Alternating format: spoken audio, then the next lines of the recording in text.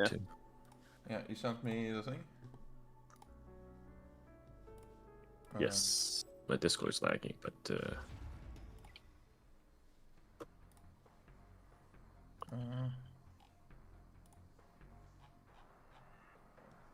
All right. Hello, everybody. Checking in. Search and then request to join.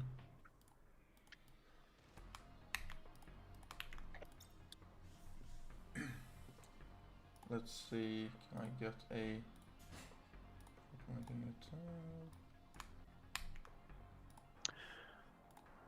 We are just getting things ready on our end, guys, so feel free to stay tuned. The tournament matches should be underway in around 10 minutes here.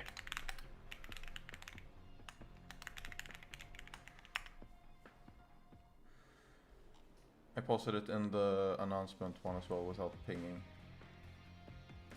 Okay. nice.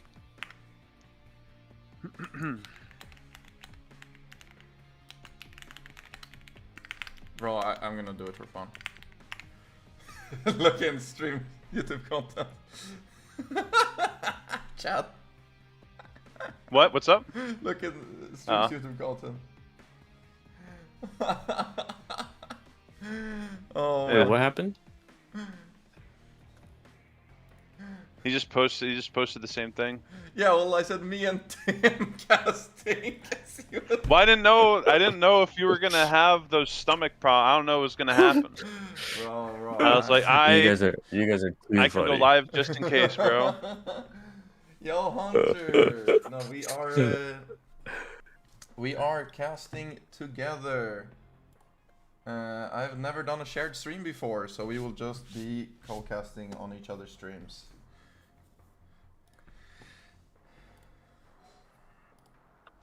Brett's gonna get the lion's share of the views anyway, so it's all good. Gotta prop our Twitch partner up.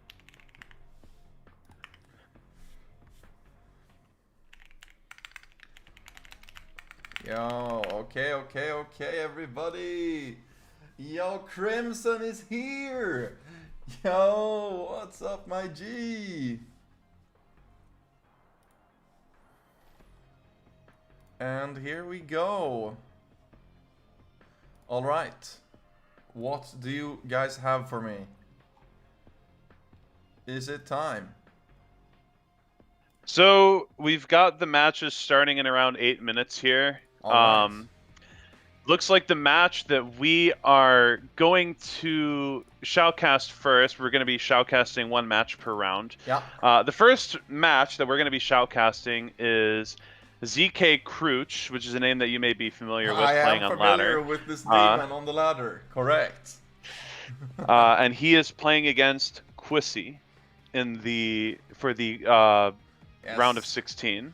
He is. So we have the important thing to note about ZK Cruch is that he went undefeated in the Swiss round. He went 6-0, and he only dropped. Not only that, he only dropped one game in the entire Swiss round. That is absolutely crazy, dude. If he can make this tournament look easy, then I mean, we'll all know that it's just the CC players whining, right?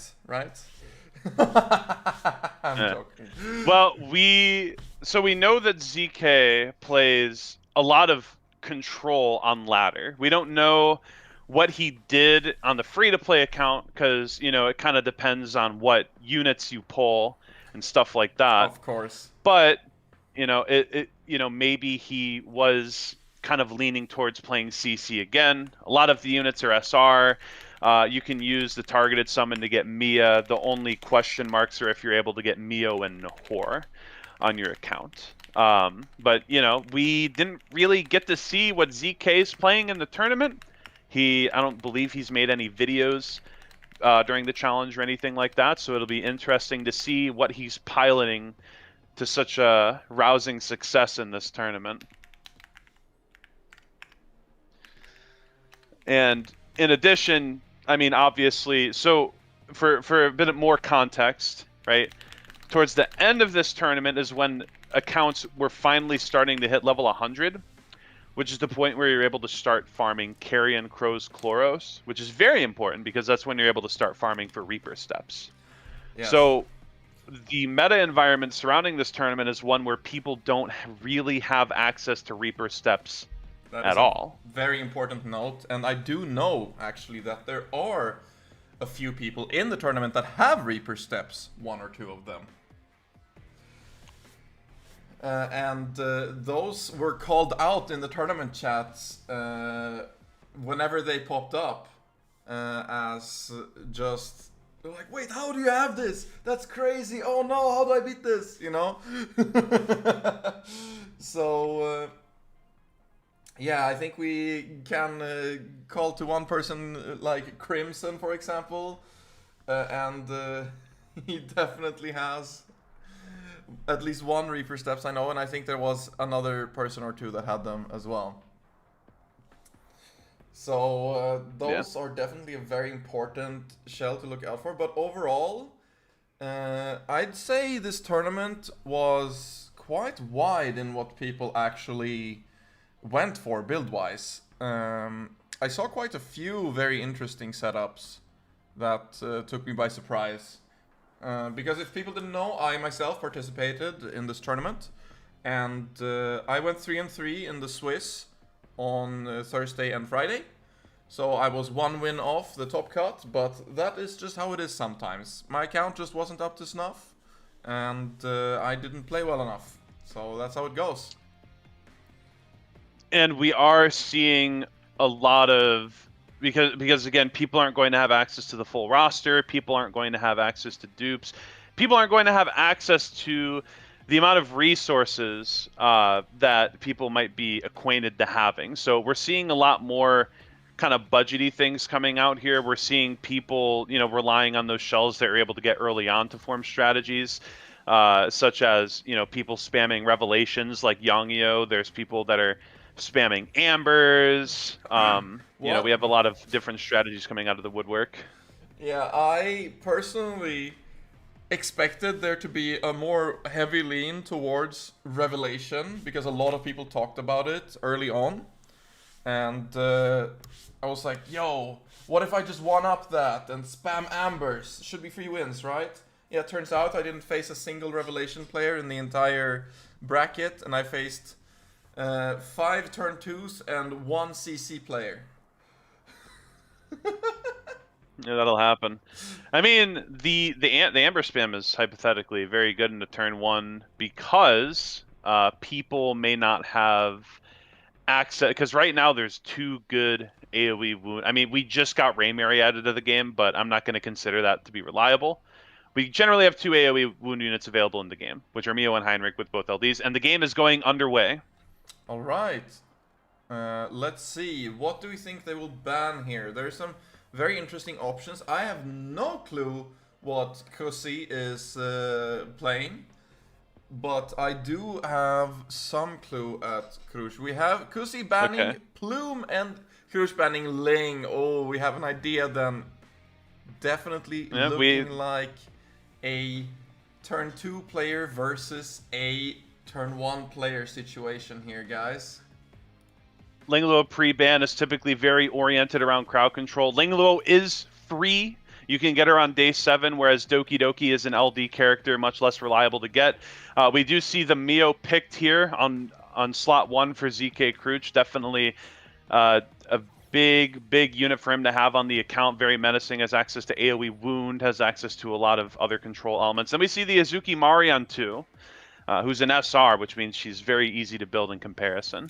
Yeah, and now we go over to Quissy to see what he picks on 2-3. Yeah, I do think we see here that he is committing the Mio early, because that is a unit that other people could steal. I think that matters a lot. And then we have the response with a Lilium on Law into a Aya. Oh my god, I think Kuchi is not happy to see this. So another thing to note here, obviously, that we do see the Heinrich unlock, which is going to be very annoying. We have access to the block. We have 2 wounders. So if we try to pull out a bunch of ambers, we do have ways to deal with that. We do see the Yelly on 4, so we're going for more of a potential CC cleave angle here by adding some damage with the Yelly. Yes, there is definitely. I think he was angling by picking the CC units first that he always wanted to say that okay, I can either go full CC or I can go CC cleave depending on what my opponent picks. And if they pick the Aya Lilium, of course you're gonna want to pick up that Yelly, for example, or Heinrich is also very good against Lilium, in fact. And here we still have the Messiah open. We don't know if he has it. He opts for Obol, and this is looking like a full CC draft. Especially we can see a Yelly ban, and then, I mean, that's just how it is, right? One thing that's worth noting here is that we are on full Jackals on the CC team. It may have proven difficult for ZK to be able to get a Rango Kutsu team online to get those codexes going. So we may see a lot less front-loaded CCs, so the CCs that we go for are going to have to stick. We see a Yelly pre-ban, so we're going to have to rely on our control to get through this game, and we're going to go underway. Yeah, but we do have the Jackals, so the damage is definitely not zero, guys. So here we are seeing the tuning being Hizuki Mari Mio, which is very interesting to note. This means that the Bulwark Fushu is most likely going to take a turn unless this Obol plus Heinrich lands, which obviously is quite probable. Yeah, we do have the Obol Heinrich here that we're going to use to try to deal with the Bulwark and CC the Fusho. If she does cast, it is going to be significantly more difficult for ZK to close. And she does resist every hit of the Obol ult. Oh my goodness, we see the full resist from the Fushu. That is looking like a very high resistance Fushu right there. And she is a green unit, which means that Obol will struggle against a full resistance Fushu. So maybe this tuning will bite Cruch in the ass here. Oh, and we see as well that the Lilium is not on skill 1 max, importantly. Which, obviously, you don't have many lattices in a free-to-play tournament. So, we still have that. But the Heinrich still dies! Wow! The Heinrich gets killed here, which makes it a lot more difficult to have access to wound. Keep in mind our Mio's on Jackal, so it's going to be quite a bit before we get access to wound again. And we do have that Moonlit Veil running from the Fu Shou, which is going to make it extremely difficult to kill. And I think that Quissy has a very good chance of stabilizing from this point thanks to the Moonlit Veil and closing this game out. Yeah, absolutely. And you ZK do see being able to. the wound. But the wound gets cleansed! 1 out of 4! Oh my god! Cruch is fuming! Oh my goodness. Alright, so we have the Aya coming in here. One thing worth noting, we do have the entire team of Quissy going next. We have a skill 2 that we can use to lock down the Mio here. That's a good choice. We aren't doing too much damage on the Lilium, but it's enough to proc the stun. We do get a cooldown increase as well, so now we're kind of controlling the CC player back. And again, the Moonlit Veil, we just see everybody at full HP at this point from the Moonlit Veil healing in tandem with the cleanses that are coming out from the Mizuzumi Aya, which is going to make this game all but impossible for ZK to crawl out of with the win. Yeah, absolutely. I think at this point it is pretty much over. If ZK manages to claw it out from here, I will be extremely surprised. And we are seeing a Holden S3 that should quickly take care of the Mio. Oh, but this Holden does not seem very invested. That is very important to note for the next games for ZK. So we will know that I'm gonna guess personally that the Aya is looking like a very clean pre-ban at this point. Okay, so Quissy takes game 1. He's coming in here as the 16th seed. ZK Cruch only dropped 1 game in Swiss. Well, now he's dropped a 2nd game. And if he drops 1 more, he's going to take an early exit. Bro, that's just how it goes sometimes, you know? You 5-0 the Swiss and suddenly you're out before even top 8. What do? You know, that's happened to many players. You just didn't happen to face one of the people you're struggling into. And then suddenly, that's your first match. What do? Yeah, we are playing crowd control, play style that is very, very, I would argue, the most reliant on RNG. You are constantly gambling with the ACRES formula. And sometimes you can just low roll and lose a game like that. So we're going to see the adjustments that are made into game 2. Seems like we have the Heinrich pre-ban coming out of Quissy. He didn't really like dealing with the block and wound that he provides there, so we'll see what other dispellers ZK has at his disposal. And I think it's very interesting here to see if Quissy has a plume of his own or not, because that means that ZK could perhaps get plume on lock in case, and I think ZK is betting on that right now, that Quissy pre-banning plume last game means he doesn't have it, because he was doing it in the blind. And then if he gets plume on lock, I think he could be even happier than if he had a Heinrich, actually. Okay, so we see the Lilium coming out again. You know, she does do work in this matchup. She may not have the S1 max, but we're still not getting locked down by CC, and she is able to one-shot things with the S3, even with the lower investment. We do see the Yelly coming out on 2. We do see the plume on lock. Yes, the plume on lock, exactly what I was worried about for Quissy. And I think we all know, plume right now, probably best character in the game. So seeing that straight up is very scary. And notably, no Reaper on Aya. You are free to send that S3 on plume off rip. No issues. And we do, and you know, locking plume isn't something that you'd traditionally be able to get away with, but with the limited rosters on the accounts, you know, it is something that is able to be done. Here we see the Holden on 4 did a bit of work there. We do see Kraken coming out on 5. Yes, and I do think that he was considering that, oh my god, this pushing from the Aya and the Fushu is really making his life annoying, and Freeze, as we know, can lock down that push. And importantly, since the Lilian was skill 1, not maxed, you can push him back with Kraken. And that... We are seeing... Yeah, and We are seeing the Yelly band come out again to block out the ability for DPS. We are relying on the pure control aspect of the team. We do have the match underway. We do see that the Dispeller is tuned to be the fastest this time, so we are going to see Plume come out with the S3, and we are going to have a few more rolls on that ACRES table to try to lock down this Fushu so that she cannot S3 and we do you know, see the carry the strip game out on the Fushu off rip. We are going to S3 with Mio. Try to get that big pushback on Aya, and we do get it! It looks like ZK is relying heavily on hitting the everything here to stop the Aya from going, and we do see the Fushu does get stopped. And we have a possible kill, do we? Oh, it's so close, the Liam is barely alive. There's a dot. But the dot will just barely not kill her. But yeah, we do have the Kraken, so we can just Kraken S3 here. That'll finish the job on the Lilium. We do see all the CC landing here. Worth noting, we do have limited debuffs. We probably need to S2 to add some additional ones. Okay, so we will get the cleanse on the freeze. Fortunately, the S3 doesn't actually do anything because they're frozen, so they're just not going to move. Yes, yep. And I think right now ZK is taking it a little bit chill because he knows that as soon as his Holden dies, the game is over, and he has his Jackals coming right up. And we see the wound and S2 here. And I think this Kraken is probably just going to S1, see if he can hit that defense down, but never mind. Just decides to hit the Aya even more. But we have the skill 3 from Plume up once again, and that should be game!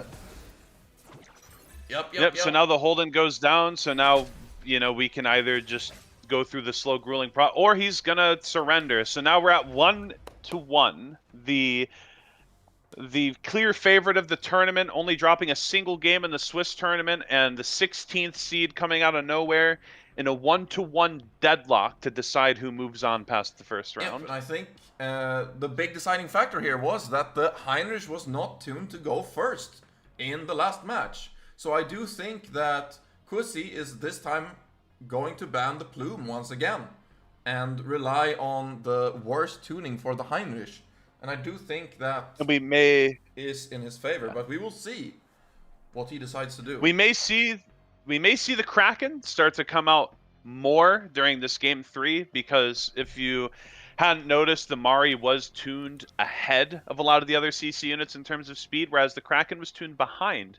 When we had just the Obel rolling the Akres table against the Fushu, he was whiffing, but with the addition of the Kraken, to give us an additional chance to CC the Fushu, that kind of made a huge difference with being able to run away with game 2. So yep, I'm not and sure here if we Mario see can the pick here. Aya ban from ZK to mix it up. And Kusi decides to go with a Holden first pick, which really surprises me here.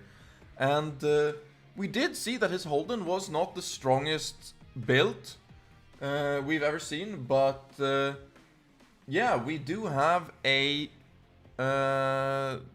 long consideration period for ZK here, and he looks like he's going to opt for the Mio first pick once again.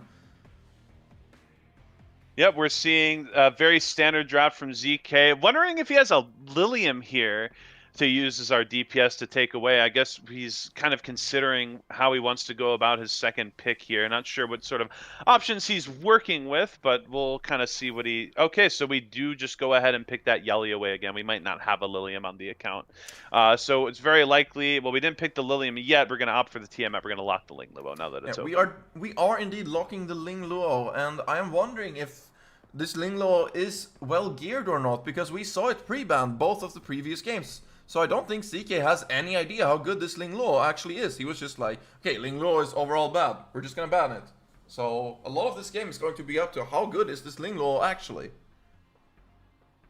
We don't know. Maybe it could be a Ling Luo that's on Hard Force Bulwark. You do see the Gigabyte Bulwark Ling Luo start to be a bit on the rise recently. We see a Sanya come out as well. Very interesting. I wonder if we're going to pick the Fu Shou on 5. The Lilium didn't really exhibit a lot of value. Oh, we are going to pick it.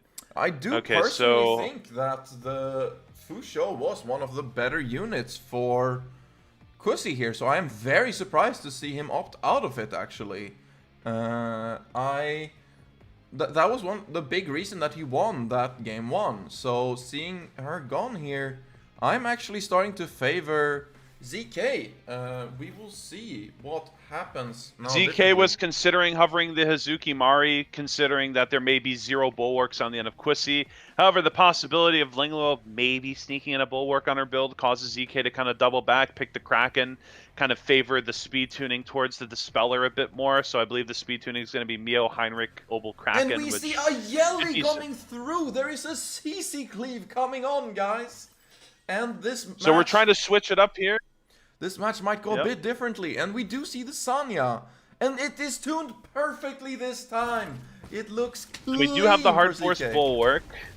So it's very good that we didn't pick the Hazuki Mari. We instead opted for a lower speed tuned CC character. See the Obel come out stunning everybody. We have no Alicorn, no Aya. And we are seeing we see Kraken, he's going to push everybody back. As well to remove those gigabytes from working. And we will see, is he going to go for that S3? Who is he targeting? Is it the Ling Luo or the Sanya? Or as long as it's anybody but the Tiamat, it should be fine. We don't have the Heinrich S2 wound on her yet, so we have to be very careful of the Amber. I could honestly see him going for the Ling Luo here just to make sure that, she's probably on higher res. We want to make sure that this Ling Luo doesn't give us immunity, and we are going to go for the Ling Luo. We did get 2 arrows, but unfortunately it wasn't enough, but I'm sure we have more than enough CC to continue our assault here. Yeah, and we do see the defense down is on the Holden, which means that the damage is going to be quite pathetic. And here we are seeing the Obel just wondering, who are we trying to kill? Is this Ling Luo gonna die anyways? Kusi is wondering, is this game already over? What am I supposed to do? And do keep in mind that we are on a time limit to kill this Tiamat. She does have the wound for 2 more rounds, and that's not going to be coming back up anytime soon. So we do definitely want to make sure that, maybe we sling an Yelly S1 towards the Tiamat here, get the Amber to proc while she's still wounded, and go ahead and finish this game off. Yeah, I do think as soon as this Tiamat dies and does not get the full Amber, the game should be pretty over. Because this frozen Sanya has way too many turns before she gets to actually play the game. And we have even procced the Amber, so even if she gets to play, it will be over, and that's it. ZK dropping 1 game, but quickly readjusting and taking 2 more. That is why we saw him 5-0. I am betting in the Swiss. Looking clean there, ZK. Gonna be in the next adaptation round. of the draft, fixing the, opting to replace the Hazuki Mari with the Kraken. We do have a bit more CC with him thanks to the Codex. He is speed tuned to be slower, which does make it more favorable when Heinrichs are Dispeller, so we do get more chances to hit those high-res units that were just stripped of their bulwarks with some CC. Really good adjustment games 2 and 3 for ZK to pull this one from the jaws of defeat. Okay, and I do know that we have another game lined up, so we are going to immediately join in on God Andrean versus Yazu. The draft here is looking like God Andrean is on turn 2, while Yazu is on that Rev that I personally was looking to fight the entire time, but dodged. Yeah, that's tough. And yeah, I'm just looking for the room. Give me just a moment. Yeah. Chad is going to join the room very soon, and we are seeing a Ray Mary with Amber on lock. That is tough. Ooh. But I just got in. Okay. Yeah, if we do see a Heinrich or Mio, it could be something. But no, we are seeing CC instead.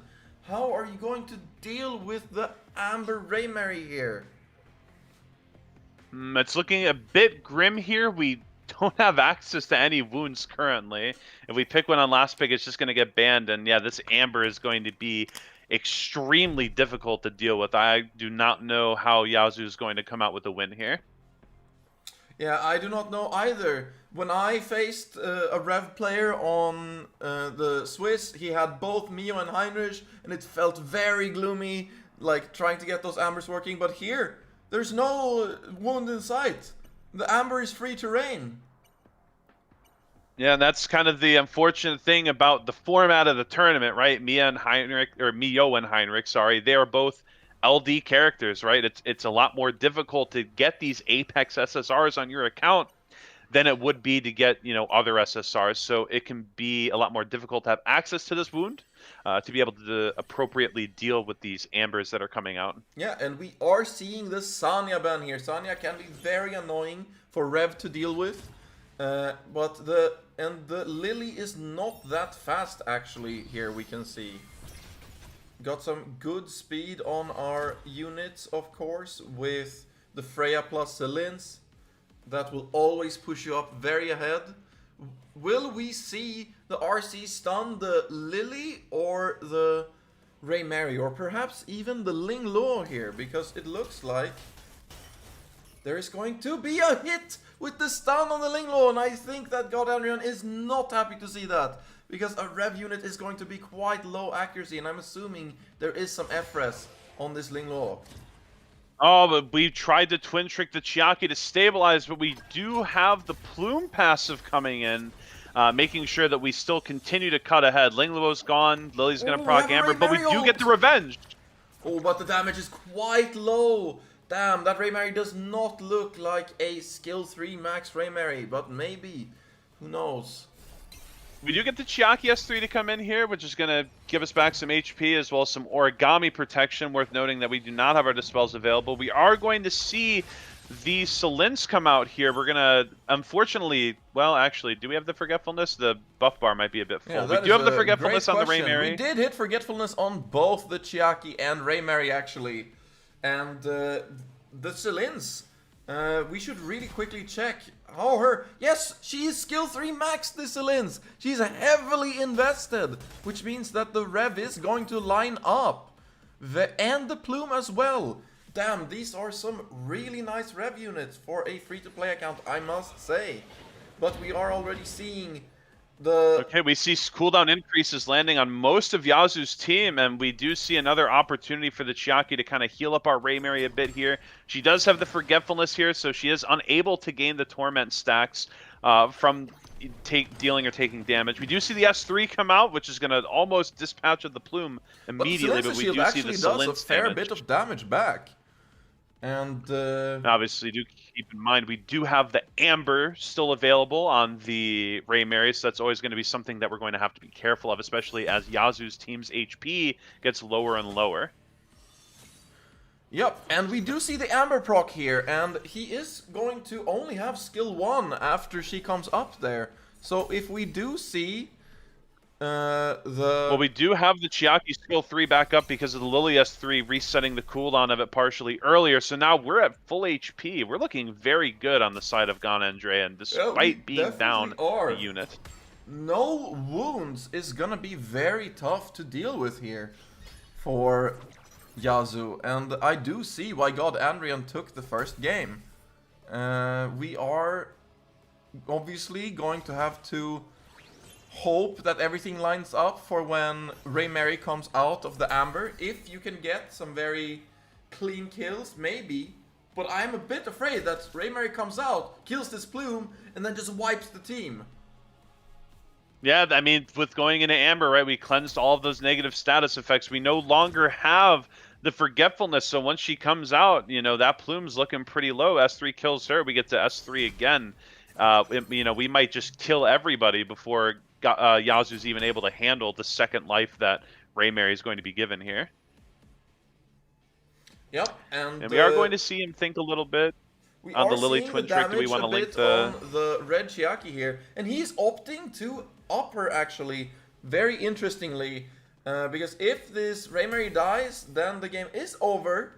But we do have an S1. We can potentially S1 here. There goes the execute. Oh, it looks like we were on cooldown on the S2. Oh, is that... Or is there like a... You have to up it for that to work? No, it is not. Weird. I thought that would definitely be off cooldown. And we are seeing a RC with skill 3 up here. If you do hit the stun on either Ray Mary or Chiaki, that could be really big. Let's see. We have the... We do have to be... Selinsa lined up as well for right after. So we have to be careful, but... It is looking The stun, unfortunately, did get resisted on the RC-77. We do also have to be very careful as... Since the Ray Mary doesn't have forgetfulness, she is stacking that torment. And we We're have currently the at S3 61. up on the red Chiaki. That is going to feel very bad for Yazu. He does not like to see that. Oof, but yeah, we've already gone through our... We have the possibility of living another ult from Ray Mary here, actually, interestingly enough. But oh my goodness. The Slint is providing a lot of value with the shield. Yeah, she really is, and sadly we do see everybody full HP here. But remember, once this Ray Mary dies, the game is over. So there is a win condition, guys. And a big forgetfulness here could actually make or break the game for Yazu. And we are seeing a full forgetfulness land. That is huge. Will we see some cooldown increases? Okay, so... We do. We do see one on the Selins, but she did already cast, so it doesn't do too much. However, we do have the forgetfulness on the Ray Mary, which means, you know, she's not going to be able to gain Torment besides using her S1, but that's going to take 3 activations to fill up our agony there. So we do have some time to work on her, but the Amber is technically ticking down in the background while Chiaki's healing everybody up. So it we really is, and we are at still level 2. This fight has not gone on for that long. All of the things happening are mattering a lot, so seeing all these... Oh my god, the Freya is barely alive! My goodness. Oh, delaying just by a little bit on the Chiaki. Oh, it is tough. Oh, we got the Bramble proc there.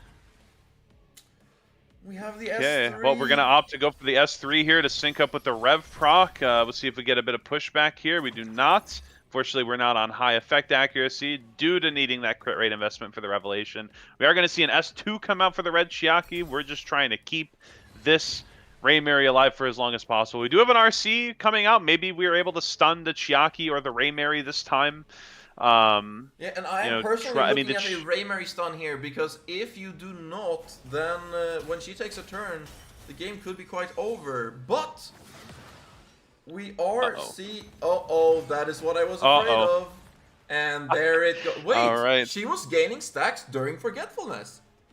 Yeah, so when you S1, it says on the S1 that you gain 10 stacks of agony. Oh, So, since she she was had bramble procking, 92? Wow, that is incredible. Damn, we God, saw 2 Andrean. bramble procs come out of the Raymary, and I said it took a while, but if we consistently proc bramble, then it's going to stack a lot quicker. And we do see a 2-0 on the end of God Andrean, pulling out the Raymary right before the tournament to be able to take this match away.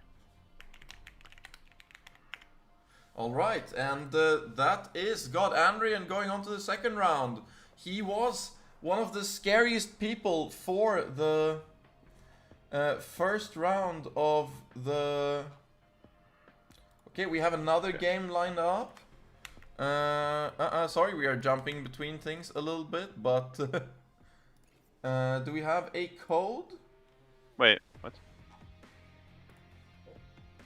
Yes, we have a code. All right, we are jumping into another one really quick. We have Denial versus Furic, and this does look like a turn 2 mirror match. And we are seeing a Selins coming out from the side of Denial here, very interestingly. And a... what's her name again? The new healer? Sylph? Yeah, Sylph, and a Sylph, very interestingly. I am just applying to get into the room currently. And Alright, I can see it from your point of view, though. yeah, there is a lot of good things going for the side of Denial here, but we do importantly have a plume for Furic. And the fact that those stacks can add up over the game can matter a lot, but Selins should make that take longer. Plus, we have the gosh darn Fushu that is going to prevent basically all of that damage until very late into the game. Yep, so it looks like we have the Holden proccing the Artisan here. We don't have any Dispels on the end of Denial, so that shield is going to be a little bit troublesome. We're going to see the Holden with the S2 available here, trying to see who we want to try to increase the cooldown of potentially. But the Selins shields are looking pretty big on the side of Denial as well. Yeah, that is very important to note. Selins plus Fushu can feel completely impossible to get through sometimes, especially in the first like 40-50 turns. So this one might be a long one, guys, so strap in. We are only at turn 20. Yeah, we're seeing multiple healers on both sides of the draft, so get your popcorn, get your water. We're going to be in for a potential max stack Etherina effect wholesome mirror match here going into this Beautiful. And we are seeing that the Sylph looks quite squishy. That is probably not a very invested Sylph. We only had one day, after all, before the tournament started. Yeah, I think we are seeing Denial see that and take some advantage of it, perhaps. Okay, and we are seeing the Sonya skill 3 come out. We're going to go ahead and buff the HP of the Sylph. The Sylph does have HP scaling healing as well, so definitely a decent target for the all-powerful protection. We are seeing some Forgetfulness come out as well. Oh, but that does not look like a very invested there. Selins. Let us check that out. We do have no skill 3 up on this Selins. That does look like it is a skill 2 max only Selins, which is going to affect this matchup quite a lot. And I mean, yeah, that is a big factor going into these bruiser mirrors, right? There's a lot of SSRs that usually require heavy lattice investment, but with the limited resources that were being given, he did opt to, maybe not invest 12 entire lattices into this lens. We're seeing the Lingluo skill 3 come out here. We're gonna get the immunity up, which is gonna, we're keeping ourselves topped up here as well. See the Selins pulling up here, and we're gonna see what happens on the end of Furic. This Selins is just a straight up 1-5-1 Selins. Sounds good to deal with some cleavers perhaps when there isn't that much strip in the tourney. But Yeah, we are seeing it here in the mirror, and we are really taking a beating because of it. Oh, but we see the massive Bramble proc from Rahu. If we can get another follow-up here, that could We perhaps get the be a Rahu to kill. follow up. Is he awake? Oh, he's Nope, not not awake. quite. Unfortunate for Denial. That could have been a huge kill here this early on and really start snowballing the game in his favor. Now, fortunately, the Sonya heal's not too big. We do have some layers of the Etherina effect taking place, as well as Sonya not generally healing a lot herself. So I would say, and there she goes down. Yeah, and we are seeing the plume just gone. And that is the strength of Rahu, stacking up and getting those defense down procs. But we are seeing 9 stacks on Rahu with no resurrection in sight. If this Rahu ever dies, the game is over, because the Holden will just take over. Right, so so I mean, we're kind of, you know, erring on the side of caution here. We're trying to dispatch of the Holden as soon as possible. The element advantage can be quite daunting, but we do have a lot of whale prayers going. We do have Selin's shield being cast every turn, so the Rahu is looking a lot healthier. We're actually opting to revive the Plume here and give her the Artisan shield. Very good timing. Oh, wow, we are seeing massive damage from the Holden. And this looks like a heavily invested Holden right here. But we also do note have 10 stacks from the Plume. And we are seeing a lot of Forgetfulness hits, but notably not on a Holden. Yeah, that curse skill is definitely adding up, and we do see the Sylph skill 3 come out here. We're going to give a defense buff to this Hold. You thought he was doing a lot of damage before. He's going to do a lot more damage. Yeah, and he's going to have Artisan plus defense buff here, and this Rahu is very scared at the moment. And we are going to see the Sonya go before the Plume. That defense buff is going to do a lot of work here. We have one more turn before Plume S3 is up. And we did not get a Bramble, importantly, so maybe this Plume can live to see another turn. Do we get any follow-ups? We do have one turn left before we're able to reapply the Moonlit Veil. Can we get Rahu to dispatch of the Plume here? Not quite, and now we see the Holden taking his turn with the defense buff, with the Artisan buff. Ooh. We're going to opt to S3 to get rid of all the buffs here, and we might potentially... Wow, and the Rahu goes down. Golden damage! Oh my god, and that should be game straight up for Furic! Damn, his Holden is heavily invested. Wow, wow, wow, wow, wow. Yeah, as the Etherina effect starts to stack up, we're not really seeing any damage remaining on the side of Denial with no Jackals or any DPS of any kind. We're going to see the Plume be able to fully stack the Curse Quill on everybody at this point, so it's only a matter of time before Holden dispatches of everyone. Yeah, and we see there, the issue with Ling Lo sometimes is that she just does not want to cleanse all the time. And it can be worth noting, see if this... Yes, the skill 1 is maxed, so you just get a bit unlucky. That does happen. Alright, and we are seeing and we're gonna see the 1-1 come out here. Damn. Yeah, you know, Sylph, another unit that released very recently. She isn't a healer that you'd pick in every draft, but in this scenario where we're trying to just pump up a Holden and make him do as much damage as we can, she definitely comes in handy, having access to defense buffs on both her skill 3 and her skill 1, as well as the ability to cleanse some of those pesky debuffs that the Silence is going to be applying onto your team with her S3 and her S2. Yep, and we are seeing here that there is a lot of things changing perhaps for the next match. We do know that the Holden is very insane for the side of Furic. Will we see him take advantage of that and maybe pre-ban it even? Or will Denial opt for something else that we didn't see because we missed the first game? Yes, there is a Ray Mary on the side of Furic we have not seen. And that is going to heavily affect this matchup, I see. Yeah, Ray Mary, people are still figuring out how to deal with her on our main account, so definitely understandable that we're banning her in a format like this. We're going to see a bit of consideration from Denial what we're going to pick first here. There are a few really good options for turn 2. You have the Fushu, you have the Plume. He does opt to go with the Plume He here. could go, in fact, for the Holden Denial. Get it? But no, he opts for the Plume off rip, and that is very understandable to me. Because, yeah, once Plume is on the side of you, that does help a lot for the damage. We are giving Denial the opportunity to potentially lock Fushu, but as we saw last game, Furic didn't really care that the Fushu went through. He was able to kind of kill through it. We do see the Sonya coming through on 2.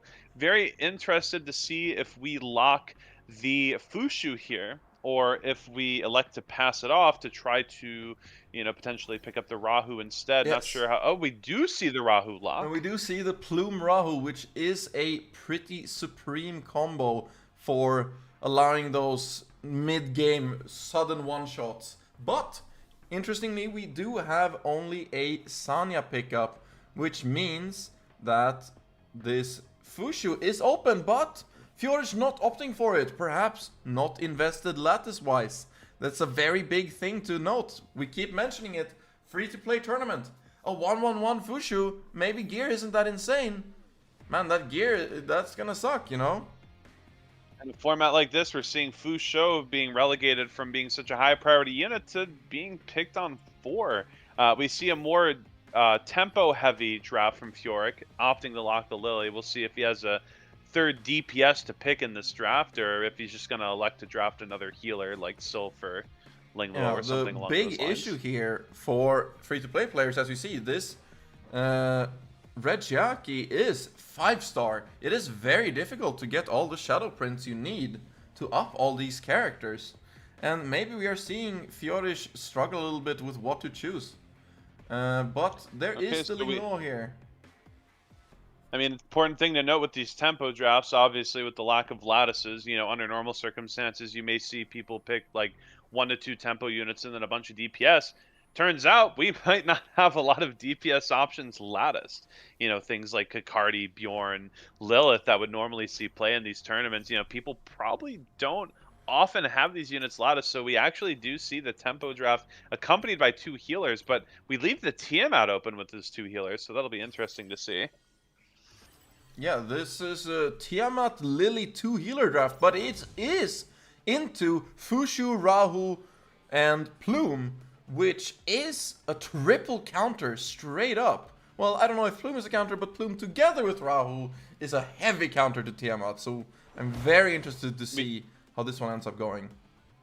Fushu Plume is going to give Denial a lot of turn meter tempo, which is going to give Rahu a lot of opportunities to follow up with his skill 1. We might even out-tempo Furic, despite the fact that we have the Lily on lock on that side, just from all the passive turn meter movement that we're getting from this combination. Yep, and we also do see the Plume on Amber, importantly, which means that she's going to be very difficult to get down quickly, and her skill 3 is maxed. This is very interesting, actually. We can check over and see that S2 on Rahu is level 3. S1 on Rahu is level 4, I think. And S3 is level 2, it looks like. So opting for a 4-3-2 split, if I'm not incorrect. We are going to see full defense down here. Into a Rahu ult. We're going to see the Rahu cut here thanks to the Plume tempo. Again, we do get to act, so now when Tiamat tries to retaliate, however, she is going to skill 2. We're going to try to lick our wounds a bit as we are a bit injured after getting Plume S3 and Rahu S3'd, and we're just going to see if we're able to heal up with the Tiamat from this point. Yeah, but that Rahu damage was really not very impressive, so I'm a little scared for the side of Denial here. But it could also just be that we rely on Plume to stack up, and then we finish it off in the mid game. That also works super well. But we are seeing the Tiamat. We're seeing a Tiamat transform quite early, having all the healers. We do have a Moonlit Veil, so a lot of that damage is going to be shrugged off. But we do have Twin Trick on the Tiamat, so we're going to actually see a lot more skill 1s come out. We are, but this Rahu is starting to follow up. And as his Tiamat gets lower, the damage starts to be more of a heal. And wow, we're seeing him at 1 HP. Will we see another follow-up? We do see a Bramble proc here, but it's really just going to do pitiful amounts Yeah, of it damage. actually healed him more than it damaged him. But she's already back to full with that red Chiaki big skill 3 healing. Yep, and we may see Desanya just elect to S3 herself again. We're feeling pretty safe at the moment due to the Moonlit Veil, so we're going to opt to just kind of, you know, stack the HP on our Sonya for later on. We are going to see Tiamat healed to full, though, thanks to all the healing that we have access to. And we do so see we'll a full HP Tiamat ult, and it's still quite pitiful. That is not a very scary Tiamat, I have to say. So I think that the Moonlit... Denial is just going to decide, yeah, well, we're just going to keep it into the Tiamat. She's not doing anything anyways, right? Yeah, we are starting to chip away at the Plume. Thankfully, she is on the Amber, so it's not as easy to focus her. You know, it's kind of... Oh, we see another Bramble proc. This Tiamat is active this game. And we'll see what the Rahu does. Well, does active matter or if the HP is below half? Not really, right? And as we see, yeah, so we see the Plume slowly getting ticked down, but again, we do have the Amber as sort of that safety net. We are, you know, going to just keep stacking the Curse Quill. We're going to get another S1 out here. And, ooh, the Tiamat's dangerously low. But we do have our healers coming out, so we'll see how much we're able to stabilize here. Worth noting, we don't have any of our big cooldowns on our healers, so we're not going to be healed to full. We're still less than half, which does make things a little scary, depending on how this Rahu wants to interact with the follow-ups. Absolutely, and the Fushu, importantly, is halfway through the bar, and she's not going to have that skill 3 for much longer. So if we can see a nice interaction here of Tiamat getting healed to full once the Fushu is down, we could see a little turnaround, but it is looking rough. Yep, and there goes the Rahu follow-up. Oh, there it goes. So now the Amber is going to proc. So now the job is halfway done at this point. The Fushu Moonlit Veil is going to run out, but since we activated the Amber, we don't have to worry about the transform for quite a bit. So we may be able to buy enough time to be able to recast the Fushu S3 before having to worry about the Tiamat. Yes, but we have importantly kept the Lily skill 2 available, so we can repair with Tiamat whenever we wish for, and she is full HP here. So I do think that is good to do now, because because Amber doesn't prevent you from being pulled up on the turn meter, even though the character appears frozen. So twin tricking the Tiamat to push her up the turn meter to get out of Amber quicker may be favorable, but we'll see what he ends up doing here with the Lily. Yep. And I do definitely think that his option is only to go for Tiamat, because the Athena effect is already at level 2, and if he goes for one of the healers, I do not think he will have the damage to finish anything off and just die to the Rahu. And he sees that as well. And right, so we have the Plume skill 3 back up. We're deciding whether we want to hold it when the Tiamat comes out of Amber, if we just want to use it right away to cleanse some of the whale pairs. We are going to opt to hold it to try to weaken the Tiamat later on, and the Tiamat is slowly but surely making her way up the turn meter. But we do see the Artisan come out from the Rahu.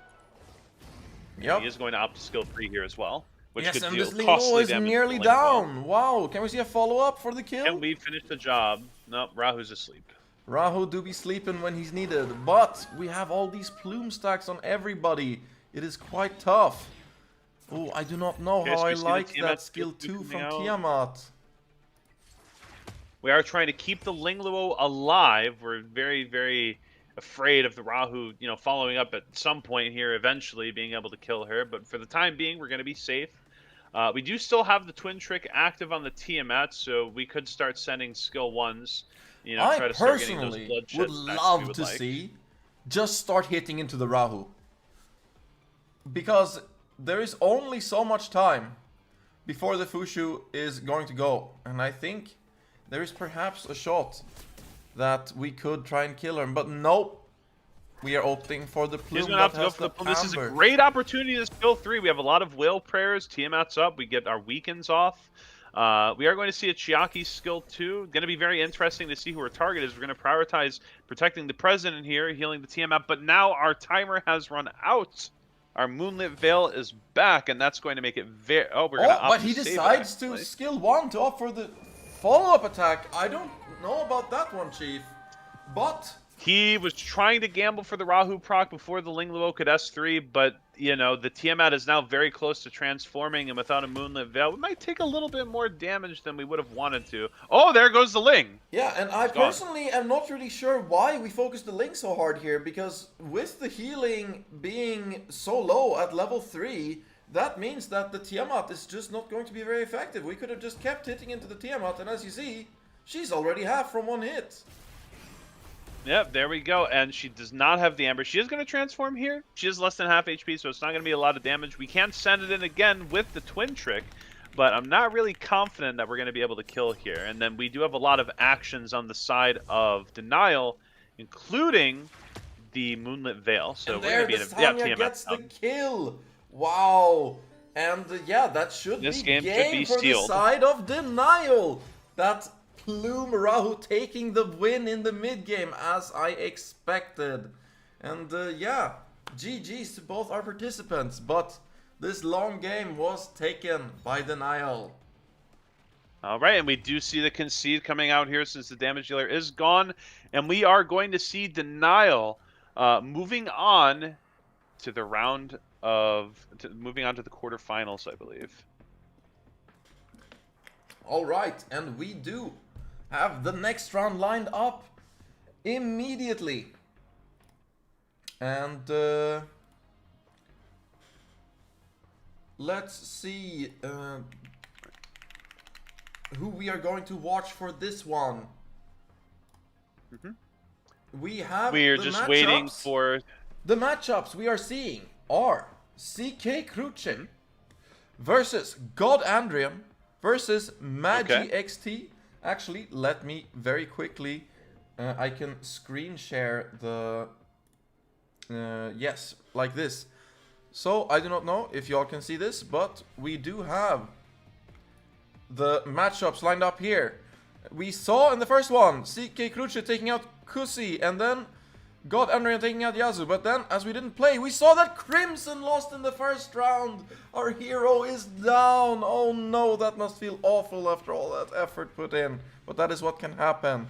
Magi XT taking the W there. And AKA Artemis takes the win against Rose Garden. Wow, Rose had an absolutely insane account as well, catching that L fast. And we have Mirelia losing off to Ingleby. Wow. And Ingleby is going to be fighting against Denial from our match we just saw. And we have our only boy from Scarlet still left, taking the W in top 16. Mataro with a 2-1 against Tom0783. And he's going to be I know facing off Mataro was... against Beat Boop Online. I do know that Mataro was fairly confident going into the top 16 with his matchup, but we will see how things kind of progress here. We do see God Andrean entering the room that Tamias has set up, so it does look like we are going to see the ZK. Yeah, you're good. No, oops. I will grab that room real quick. Got the password in there too. And so there we should go. be good. Yep, you're in. All right, cool. Yeah, there we so are. We are in. watching. We are watching the God Andrean versus ZK Cruch, and we do know that it is a CC versus turn 2 matchup. And God Andrean does have quite a bit of effect resistance on his character, so it is going to come down to will those things resist? All right, so we do see the Heinrich pre-ban come out of God Andrean. He does have the first pick. We do see the Aya pre-ban. And we see Plume first pick. Wow, we have denied the two of the Dispellers. Pick. And both Dispellers gone. Are we going to have to rely on Obol to get rid of those Bulwarks? Because I think... Does he have Mia? We'll have to find out. We're picking Lily here, which is a bit different from how he was drafting the first round. He may not have access to a Dispeller, and, you know, Obol's not that reliable, so maybe we're shifting into more of a pure cleave draft. We'll have to see. Yeah, we will see. We do have the Lily pickup here. That does definitely show that there is a bit of a different layout possible for ZK, but we do see the Tiamat unlock. That might make it very annoying. We do have the Mio, importantly, and yeah. We do have Yeli on lock here, so we are kind of opting for more of a traditional cleave setup. Worth noting, Andrean, of course, has the Tiamat locked in with the Amber. Heinrich is banned, and the Mio is on 1, so we can easily get rid of the wound. Looks like we're still kind of going a bit of a CC route here. We do see the Obel coming out on 4. We're just seeing a different variation of his drafts into this scenario, I suppose. And I'm definitely liking the side of God Andrean here. He looks very well lined up against the CC at the moment, being able to pick away that plume, pick up a Lilium, but I don't know how much I like the Lilium pick here with the Yeli being picked. She rarely does very much, but maybe it is different. Does depend. You have to keep in mind with the good dispellers taken away, you know, Yeli isn't going to be able to send her follow-up attacks into the Lilium unless we're able to strip the Law of Silence, which can be a bit iffy with the single hit of Obel. So we'll have to see if this Lilium could potentially become a problem during this match. And we do see a Raymary on 5. We do see that Raymary, very interestingly. There is only the Ling Luo for the healing here. So I'm very suspicious of God Andrian's draft, I'm not going to lie. What if you just ban the Ling Luo? I mean, on the other side, right? What if Andrean bans the Mio? We don't have any wound to deal with the double Amber DPS, and it could become a bit problematic. That so is very I could fair. see both sides finding a way to get out of this one. Yeah, we do have the bans. double Amber with Raymary and Tiamat. That could spell very difficult to deal with, especially that Raymary. And yeah, we will see. Both sides are currently considering what they want to ban. They're kind of okay. So we do see the Mio gone, and we do see the Raymary gone, which I do actually think, now that you're talking about it, is the correct play, perhaps, because if you have that Raymary and Tiamat proccing the Amber, I do not see a way out of that without a Messiah invincibility, actually.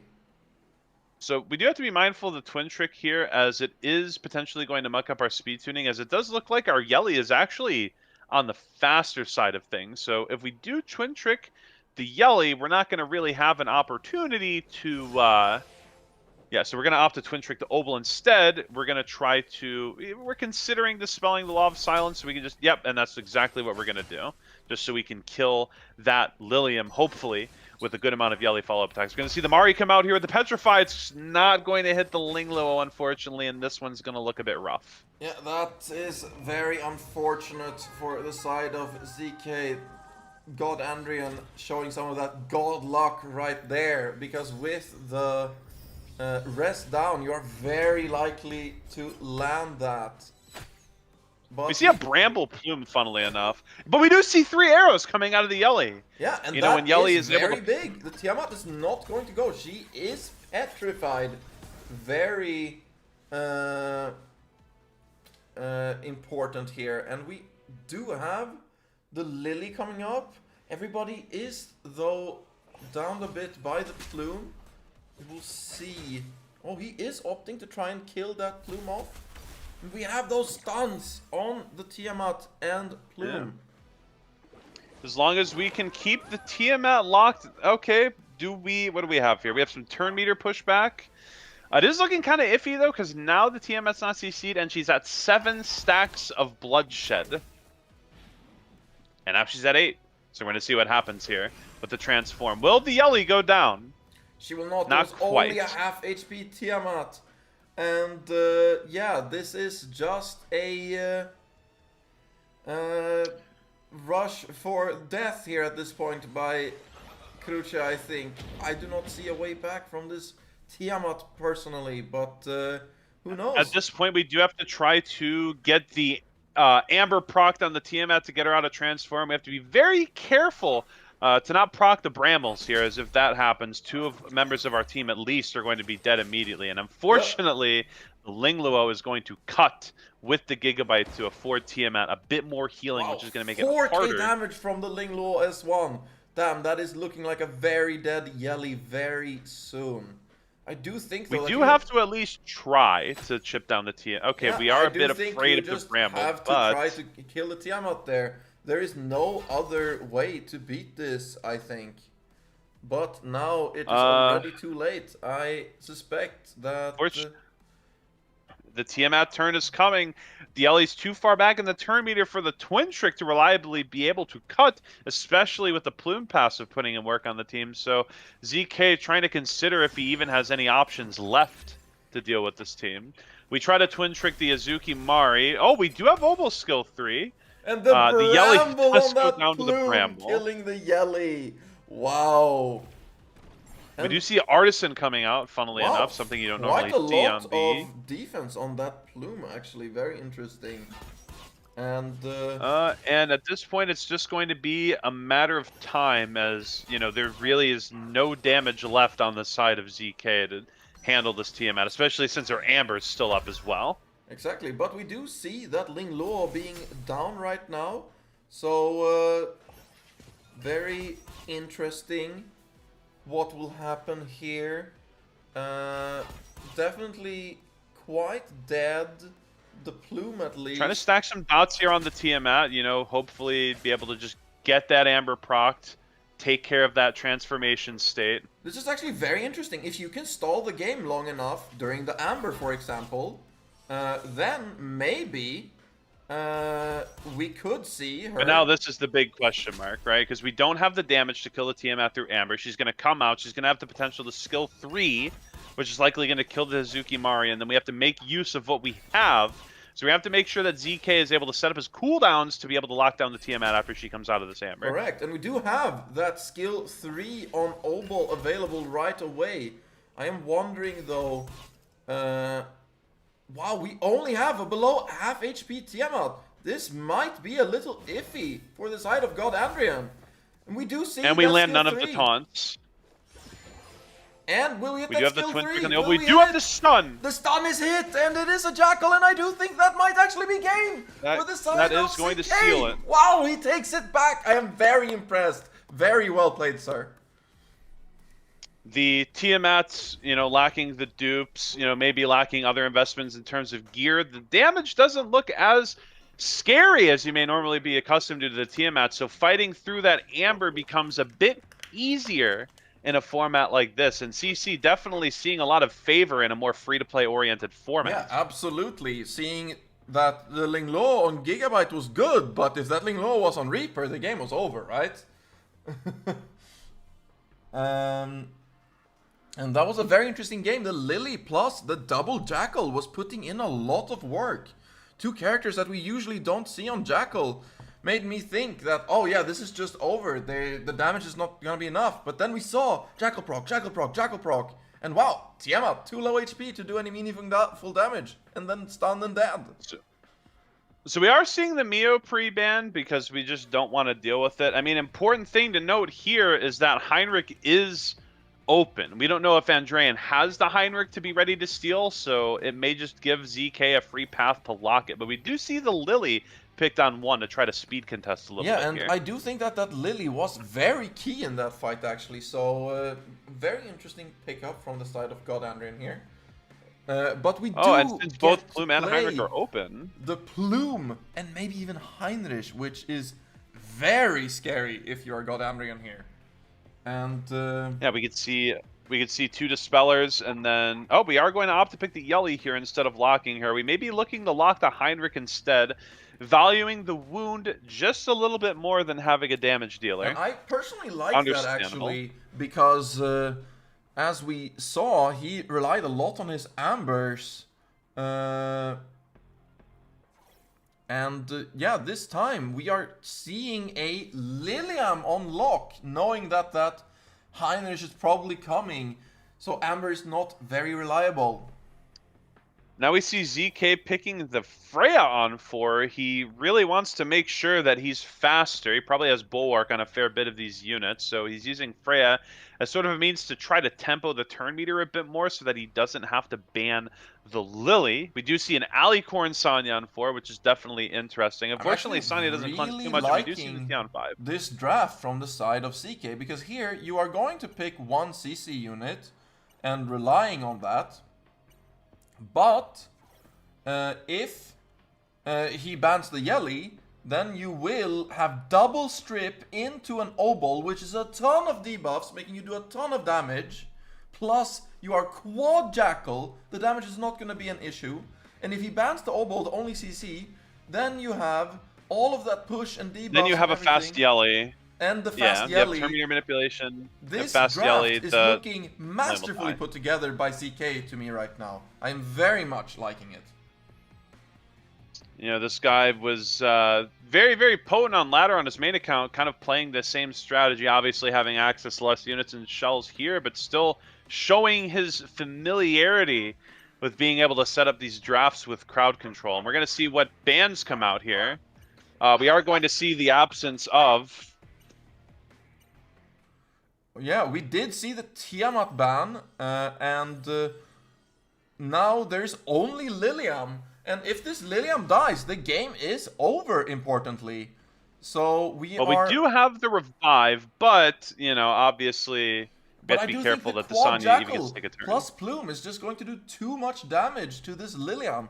Let's see what we have from the side of God Andrean here. Will we be able to make it through? Right, so we're going to have a lot of debuffs here for the... We're going to have a lot of Jackals. Unfortunately, we can't target Lilium with that one, but we can target her with the remaining ones. We'll have to see if it's enough damage. We are going to see, though, the gigabytes coming out here. But there are blocks on everybody. There will be no immunity on this Lilium, importantly. But big heal, big heal. But the healing does come out, and with a team comp like this, which doesn't really have a damage dealer... every bit of HP is important. Yeah, and we do have that Sanya on Alicorn coming up right here. If you just start healing up that Lilium, and if Lilium manages to snipe something off here, that could be a big turning point for God Andrean. Wow.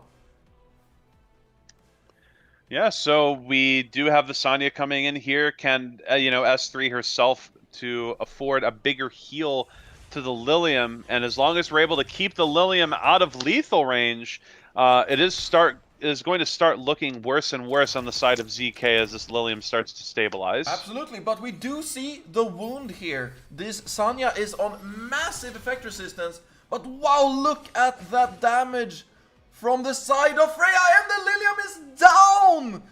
Wow, this is the strength of the Jackals plus Plume. Wow, wow, wow, wow. Does not matter, all the healing in the world.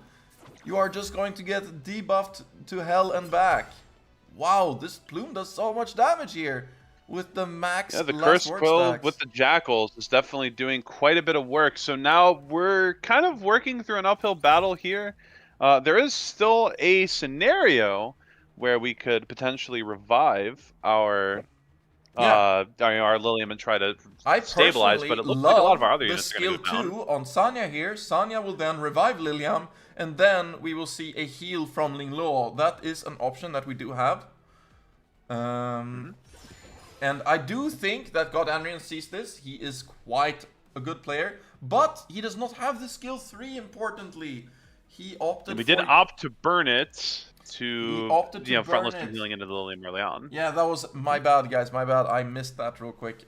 But we do have still a lot of potential push from the Sanya. She does cleanse off that wound very quickly.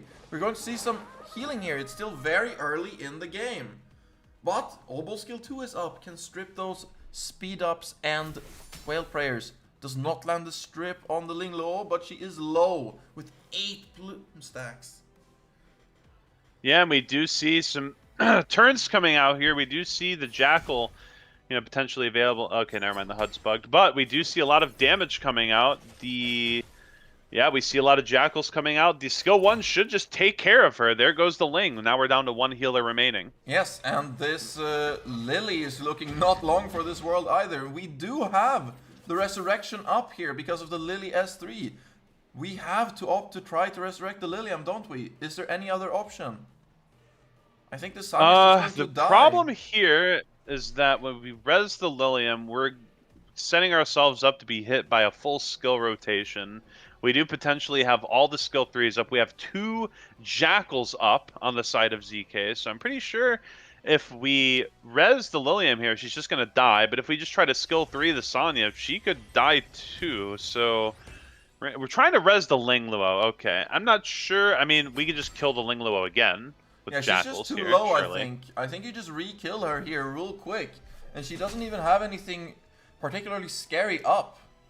So, I don't know. So we do have Jackal up on the Freya this turn, so we can just skill 1, proc the Jackal. Yep, there we go. And then just to skill 1 from the Hein, we'll get rid of her again.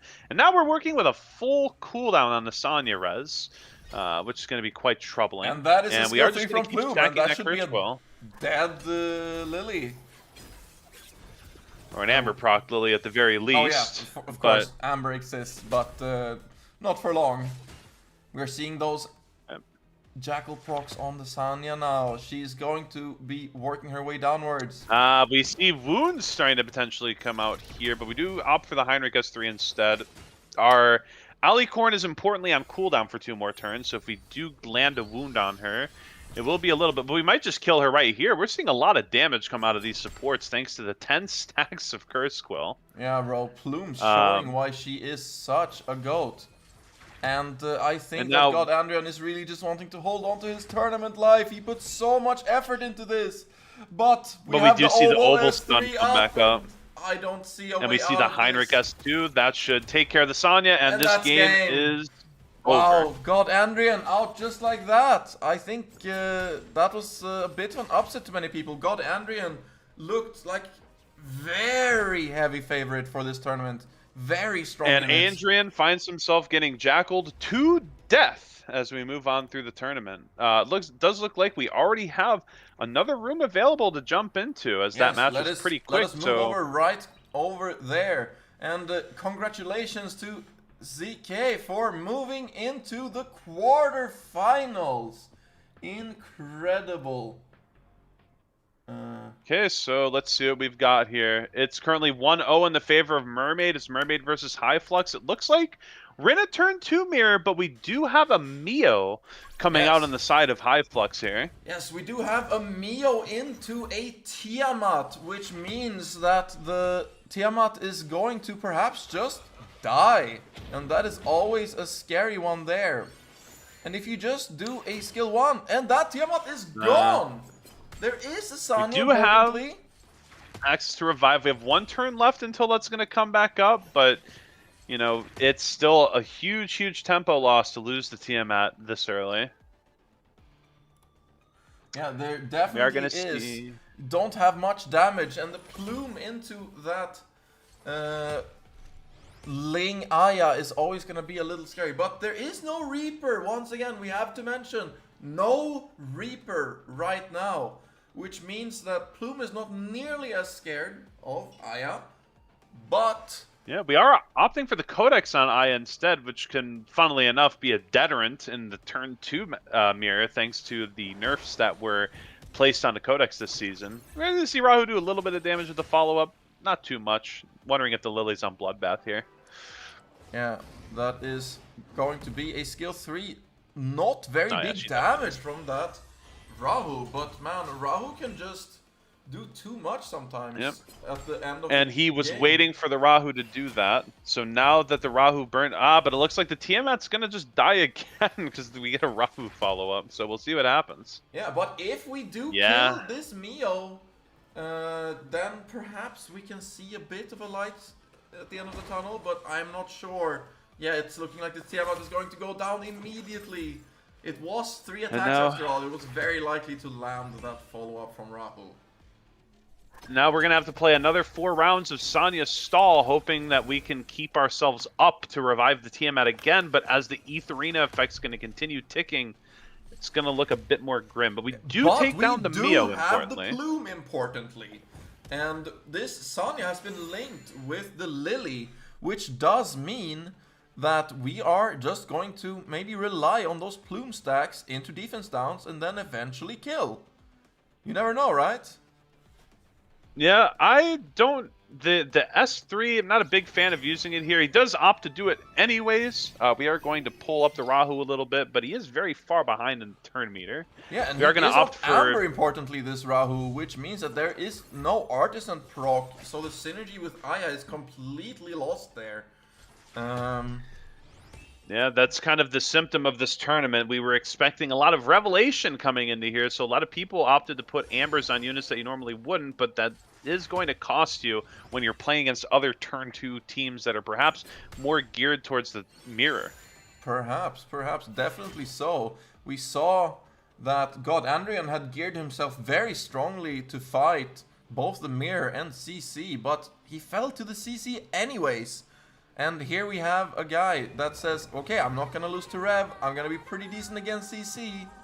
Well, he's fighting in the turn 2 mirror, and it's looking like he might take this one, but it's still on the fringes. Yeah, I mean, important to note, we're at level 3 of the ETH Arena effect at this point, so stabilizing the Tiamat's going to be quite difficult from this point. Yeah, it definitely is. We do have the Aya and Ling Luo coming here. I mean, we see the revive. We see the Tiamat at 6%. Yeah, well, or, sorry, it is 13% a unit you HP. have to kill, importantly. And we do see the Amber actually doing a little bit of damage, chipping it in there. If you do not hit the throw follow-up, no, but you definitely do. I was a little interested, actually, in pairing this Lily with the Plume. I do not know. Funnily enough, we have a lot of turn meter tempo with Lily and Plume, and we are doing pretty decent damage now that the ETH Arena effect is stacking up, and especially with the Curse Quill stacking up on everybody as well. Yep, and this Sanya is just sending it. Those 8 stacks from Plume on that Aya, it is going to do a lot.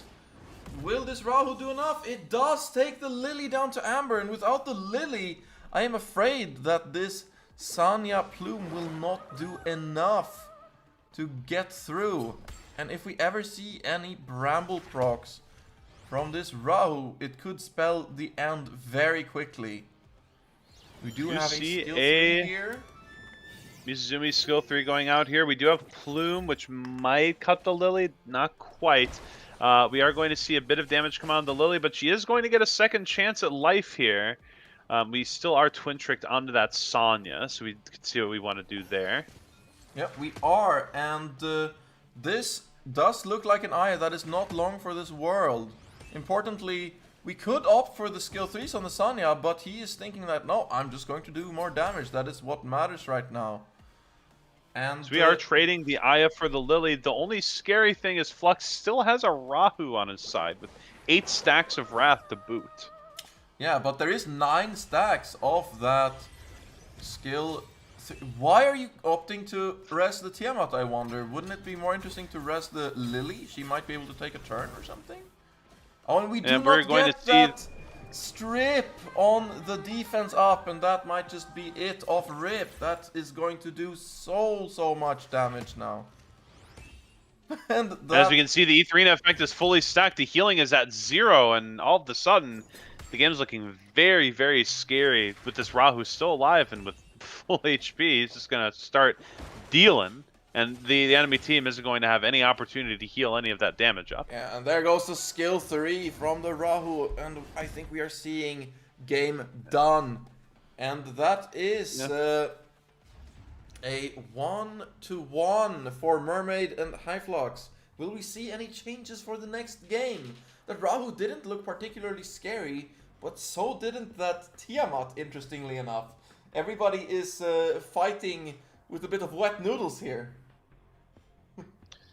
Yeah, I mean, and again, it's a 30-day account format. We're seeing a lot less investment, so we're seeing these matches play out a little bit differently from what we'd normally be seeing here. We're going to see the Tiamat pre-ban come out from Flux, actually, and a Ray Mary pre-ban come on the side of Mermaid. Yeah, that is very important info, so that means that Flux is on that... yeah, you do in fact need to restart. Yes, restart.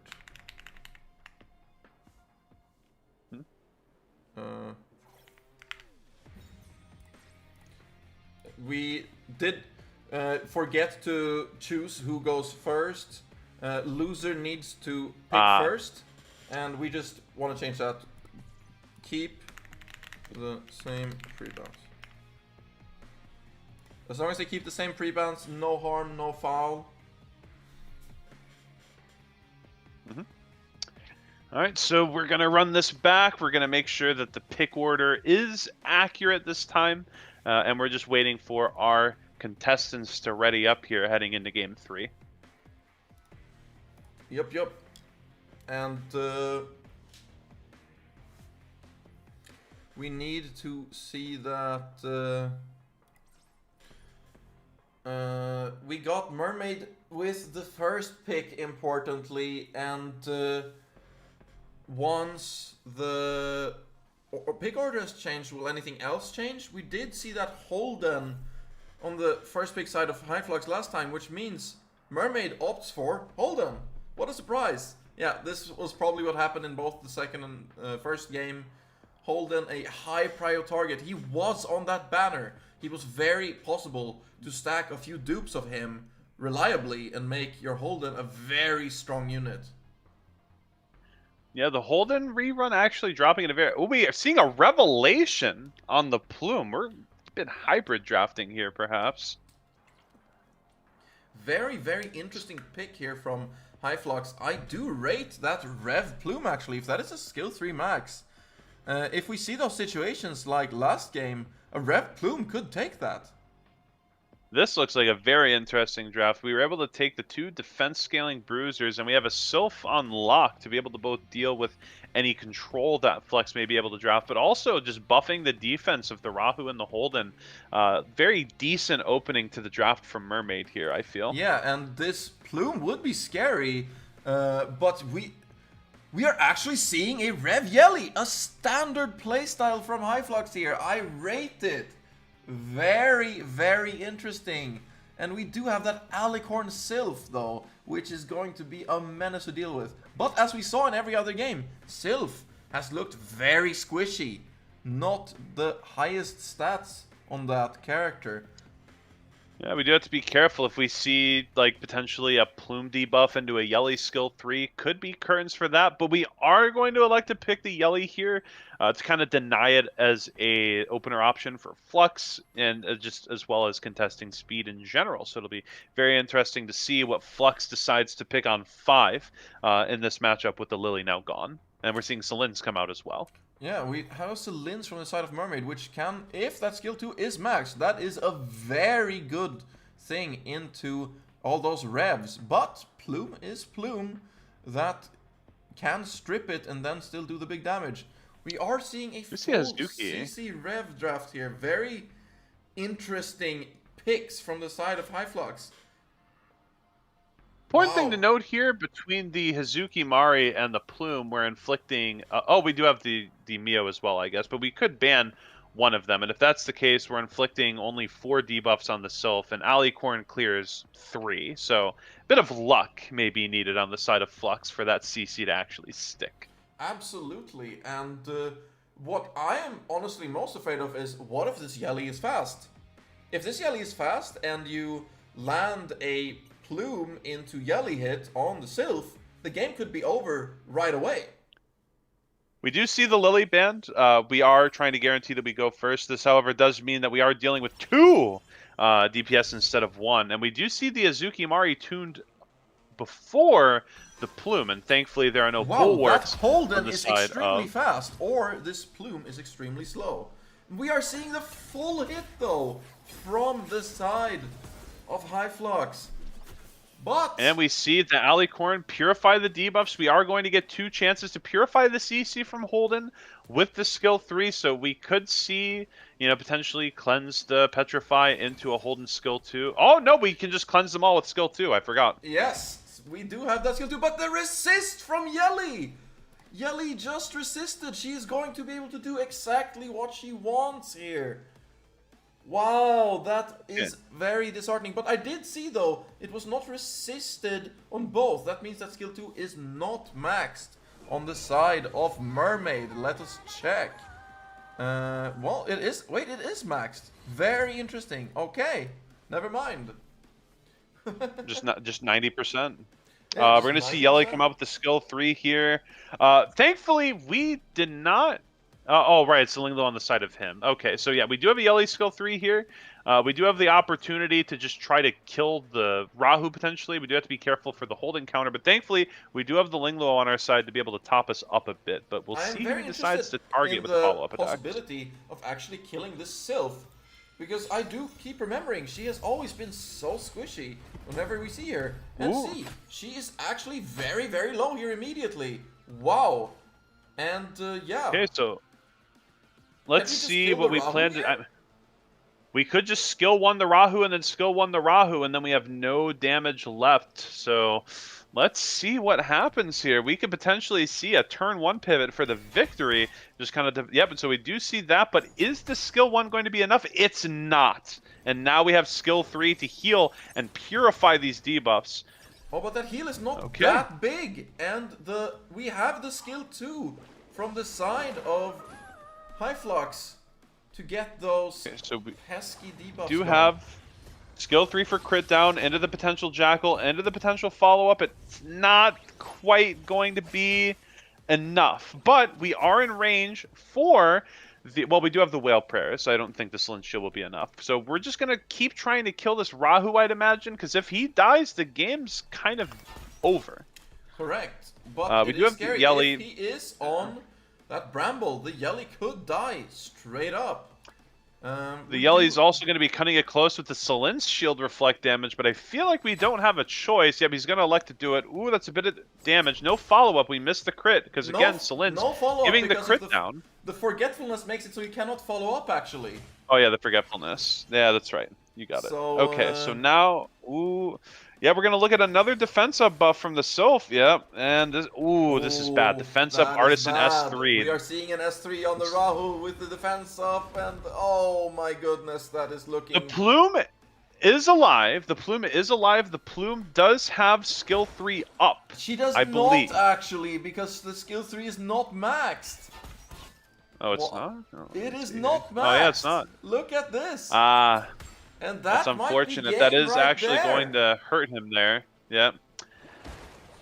So now we're just going to see a simple kill the Plume with a Rahu follow-up. Yep, and this game is going to be over. Mermaid looking to take this one after being very, very close. And yeah. We do see a Hazuki Petrify coming out. However, it seems like being able to kill this Rahu is very out of reach. We'll kind of see how we do see the Alicorn as well, and we do have S2 to burst heal. Big heal on Rahu. Damn, Sylph looking pretty solid this game, I have to say, with that defense up for the Rahu and all that AoE cleanse. Plus this big cleanse turn 1 on that Holden. She performed very well, I have to say. Yeah, I mean, we saw the utility of all the debuff cleanse, and because of all the defense buffs we were able to apply, we were able to keep Rahu just out of lethal range, and it does look like Mermaid is going to crawl out of this one with the win. We're just waiting to... Oh, yep, we see the defense up coming through as well as some healing. The healing isn't a lot, but Hazuki Mari isn't known to be a big damage dealer. And there we go with the Forgetfulness, and that should be game. Yep. Oh, it's definitely game. And that is the win for Mermaid, going into the top 4. Damn, Sylph showing her strength here. Man, Hive Flux really not wanting to accept the defeat here. Man, so much effort this 30-day of just sending it with your free-to-play account only to lose out in the quarterfinals. Man, that is rough. But we're gonna see the Linglo hold on for dear life here. We're gonna see, yeah. We're just waiting for the Linglo to die. I think Hive Flux is seeing his tournament life die with this Linglo right now. Very sad. His life flashed before his eyes. The county raised from the very beginning, but you know, all things must come to an end for some of these people. Absolutely. And here comes comes the the Rahu Rahu S3. Will it finish it off? Nearly, but we do have quite. the... But we do have the follow-up, and that is going to get us out of this one. GG's. Congrats for the win, Mermaid, getting into that top 4. Let's see. All right. Do we have another room? Do we have another room? We're just waiting for the next room to hop into. Okay, looks like we're gonna hop into the Mataro Denial matchup. Oh, Mataro making it to top 4. My boy! No, no bias here, of course, but this is our only guild member left in the tournament, so it is hard to not be a little happy when he makes it this far. So we do know that he is playing against Denial. Denial was doing that turn 2 play style, I believe, as we saw before. We do know what Mataro is playing as well, which will be revealed as the match commences. Absolutely, and obviously I have been testing quite a bit and talking quite a lot with Mataro as the free-to-play challenge went on, so I'm very familiar with his account, but I will not be spoiling anything for our viewers yet. We do have the side of Denial. We did get to see him earlier. He did some crazy stuff.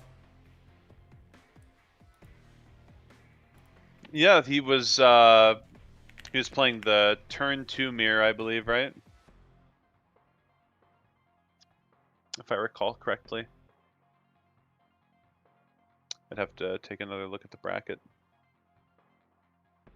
Oh, okay, so it looks like we're waiting for a score to be reported from one of the top 8 matches before we proceed on to the top 4. So feel free to sit tight, and we will be able to get this match underway shortly. Yes.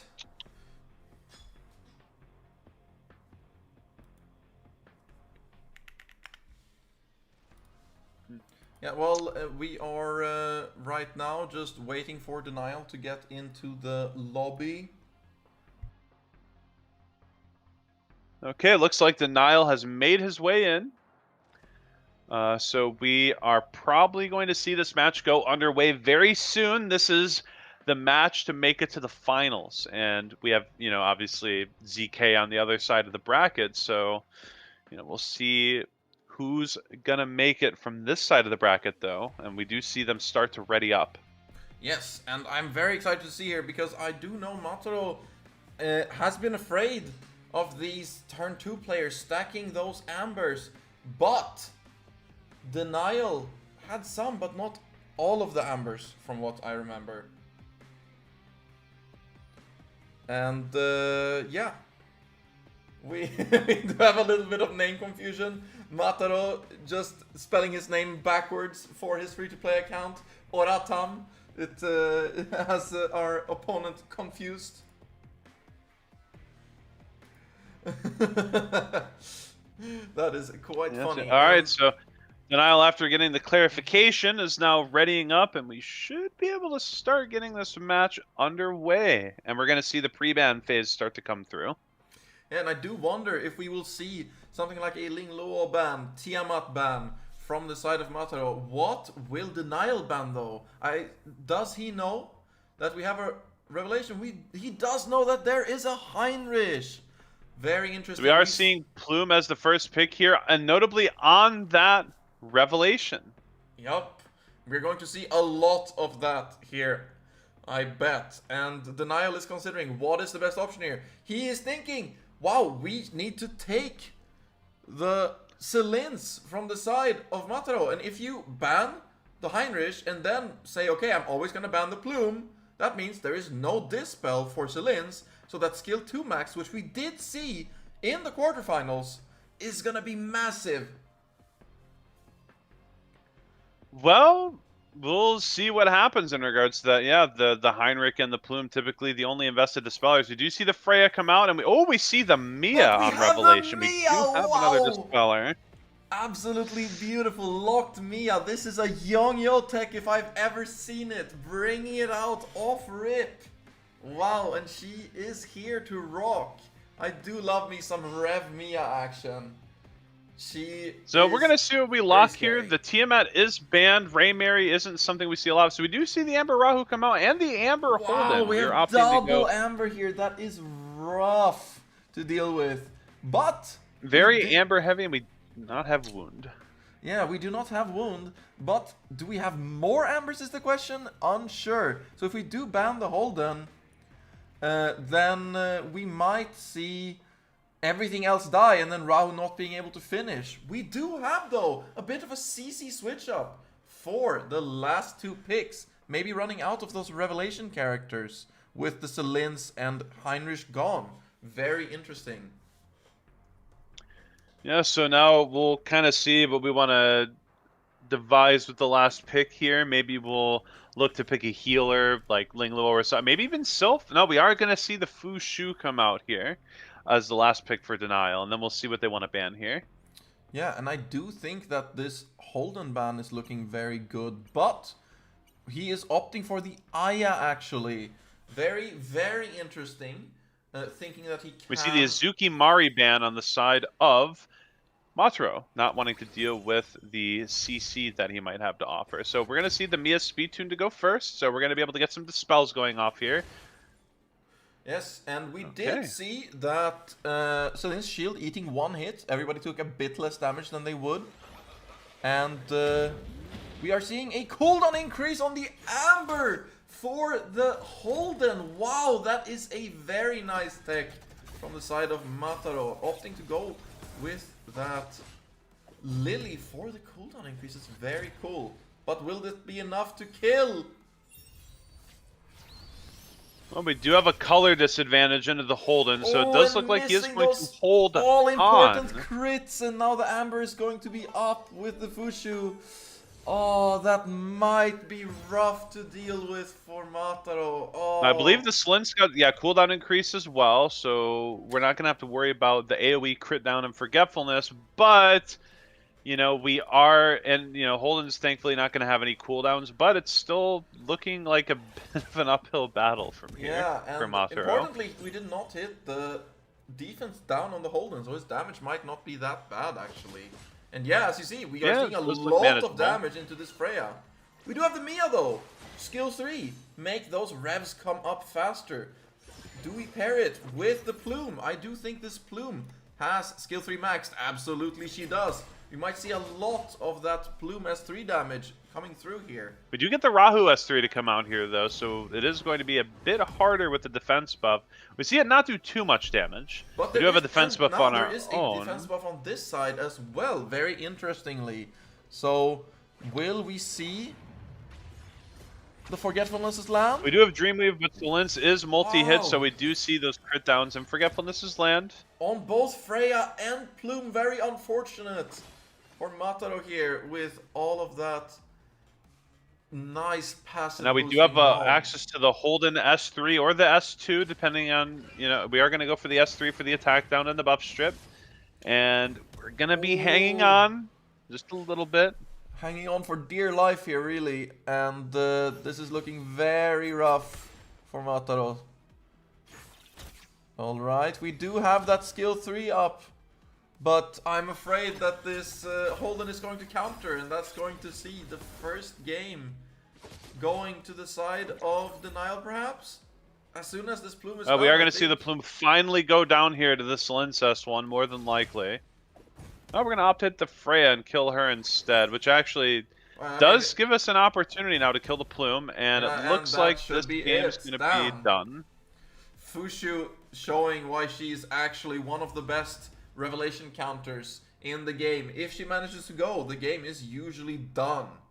Very scary stuff for Mataro. What will he opt to change for the next game? He is first pick once again. Okay, so now we're going to go into this game too, and we're going to see what sort of adjustments we need to make to try and turn this one around for Mataro. We are going to pre-ban the Fushu going into game 2. Immediately. No worries, we are sending that pre-ban. I see you. And he is considering here, do we first pick that Selins? But no, We are going to opt to denial first pick the Plume. as Plume. It matters more with Plume than Celine's. And then, of course, Celine's picked. That is how it goes. Can't let them have both. Yep, so now we're going to see what we want to pick second here. We are going to pick the Aya. It was banned last game. We didn't want to deal with it because we were trying to draft some CC. We'll kind of see what kind of adjustments we make here. For Matro on the 2 and 3. We may just see the Freya Mia come out again. We'll kind of see what happens there. I think that is going to be his bread and butter. But there is we're going to see the RC77. Opting for more damage here. And I am a bit afraid. So we banned the Fusho. We know the Bulwark's gone. So maybe we opt for a little more aggression. Yeah, I do think that he's saying, okay, well, maybe his Amber units are too bad. I'm just going to aggro him down and he's going to die, yeah? You never know. And then, yeah, we're seeing it here, the Tiamat on lock. Oof, always so scary to deal with. But, interestingly enough, she can be sometimes easier to deal with than some other Amber units because she doesn't stay in that Amber for that long. Meaning she does her thing, gets out of Amber, and then she's killable again if you can do enough damage. Oh, we're opting to go for we have a Reaper Steps. I was talking earlier about how that's harder to farm, but we do actually have one. And we're seeing a Raymary on 5. Raymary, very, very interesting. Wow, I wonder if this is upgraded whatsoever. I do know Mataro talked about getting that Raymary going.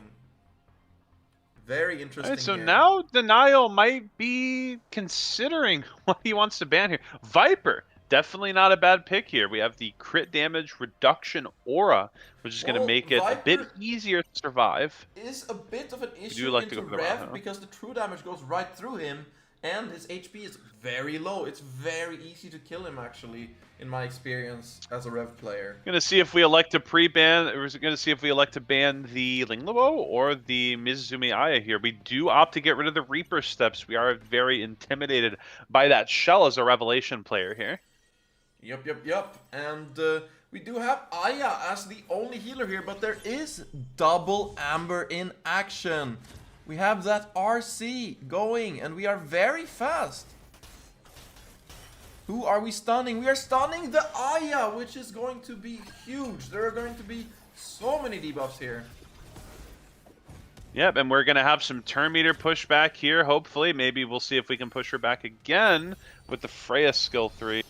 Yeah, but we are going to see a gigabyte, which I'm quite afraid of for the side of... But we do have the Terminate into skill 3! Oh my goodness, it's working out!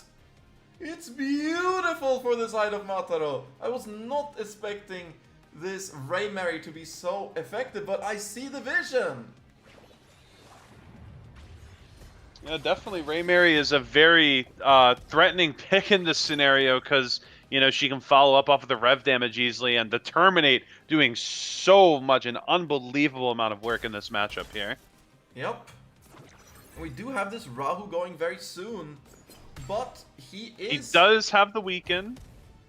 On that weekend, and we have that skill 3. Wait. I do not think the Raymary will kill, but we are killing the Selins. Using the Terminate. Very interesting. Gonna go ahead and cut in here with the skill 3 on Aya. We're gonna go ahead and go for a Rahu skill 3. Important thing to note here, though, we do have Terminate for the Amber, so definitely something to consider. And we have a lot of damage coming out from the Rahu here, but one more turn for that RC skill 3, and that will provide defense down and a lot of damage. Ooh, but the Rahu... But we are getting chipped down by the Rahu here. We're going to go for the skill 3, not quite an execute range, but we are going to get some turn meter steal. Enough for the RC to perhaps go before. Okay, we're going to go for the skill 1. We're just going to make sure we execute. And we're going to go for the Terminate! It's beautiful! Wow! I was not expecting the Raymary to pop off like that, but she really carried there. That is a dirty, dirty tech from the side of Mataro. Well played, brother. You know, as I was saying before, right, kind of like going into this, we only have 2 AoE wound options, but Raymary does exist in the game if you're fortunate enough to get her. She is very, very good at dealing with these Ambers. We do still see the Heinrich pre-ban come out, though, so we're going to see how he adjusts to that Raymary, you know, swiftly dealing with his Ambers. We might see a Raymary ban come out here, but maybe Mothra will put the Raymary on lock. We'll have to see. Yeah, we will have to see. I'm actually very interested in that Raymary unlock as you just talked about. But Mothra might be opting for the same draft, and then with the Ambers coming, I'm not sure how I like that. If we do a repeat of last game's draft, the Raymary is going to get banned, and we are going to lose access to this tournament. Do we? Oh, we wow, go ahead and switch it up. Raymary is now unlocked. Very, very cool. Wow. And then we can always just last pick RC77 because Denial's not going to deny the pick away. Imagine the level 1 RC right here. That would be very funny. Yeah, I do think definitely maybe something like Sanya. We definitely want to pick that.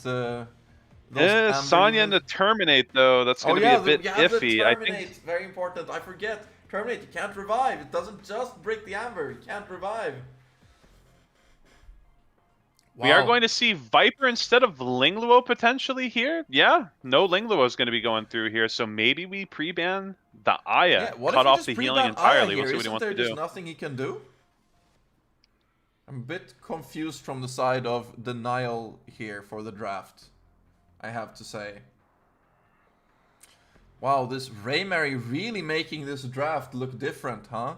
If there was no Raymary, I'd say, oh yeah, easy Denial, you're just chilling. But no, now we're like, wait, yeah, what do we do? The Terminate. We actually gonna ban the Silence. If you notice the speed tuning from the previous game, you know, RC went first. His damage ate the Silence shield. We're saying, well, I'd rather not deal with the Silence shield than the Mizuzumi Aya. It is on Gigabyte after all.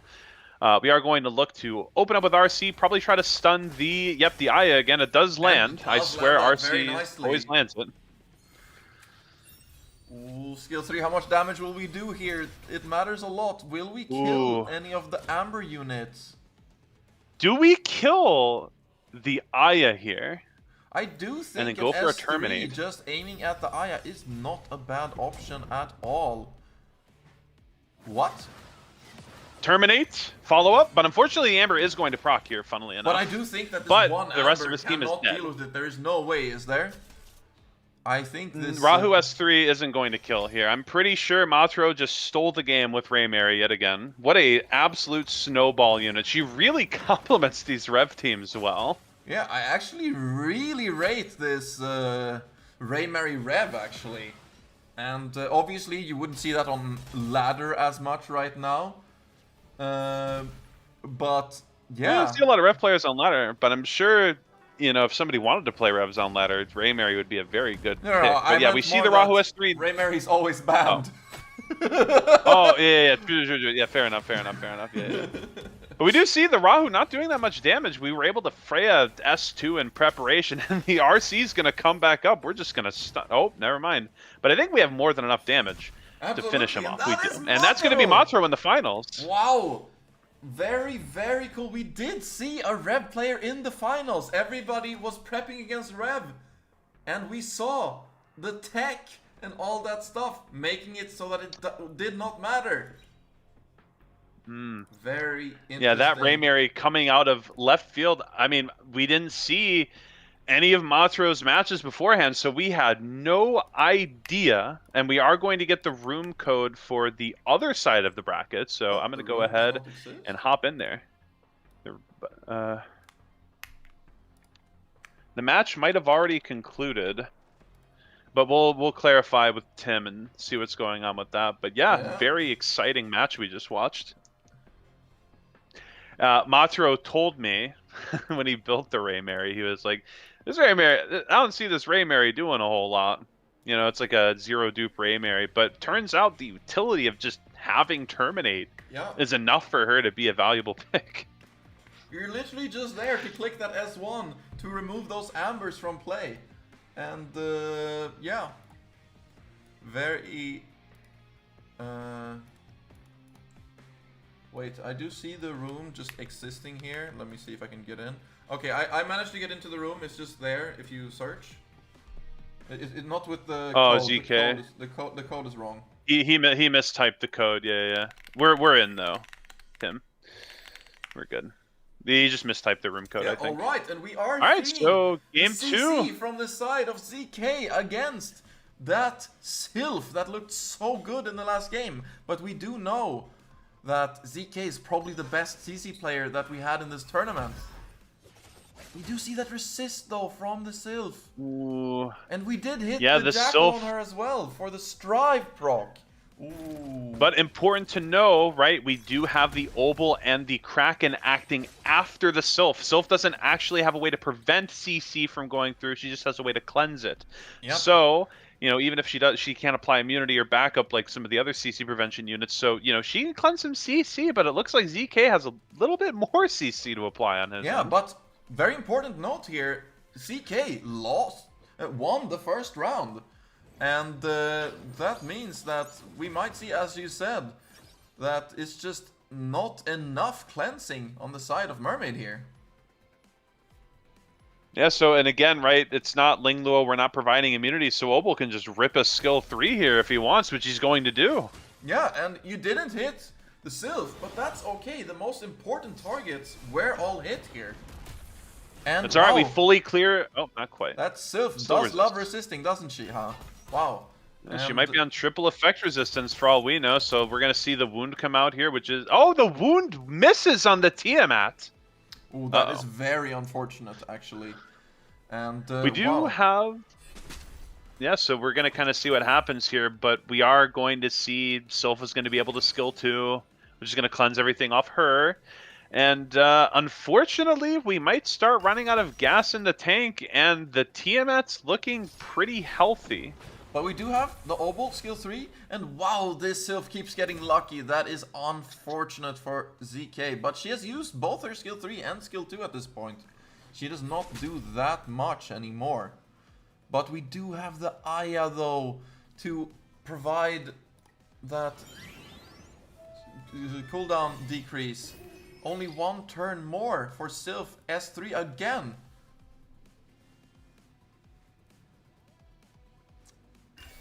Ooh. We are seeing one more turn. Tiamat is frozen, but there is no wound.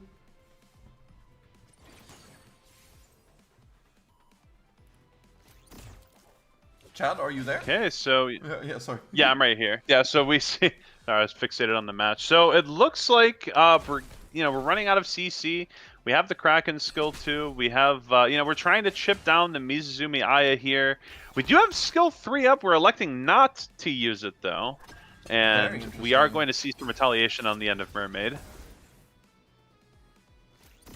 Yep, and we do see once again freeze from the side on that Aya, but everybody's starting to look low after that Plume skill 3, and Obel is down. And the Obel is going to go down.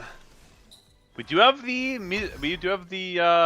Hizuki Mari skill 3, but everybody's looking pretty healthy, and we still have Aya heals coming out. So I really don't know if we're going to be able to put any pressure on Mermaid in this scenario.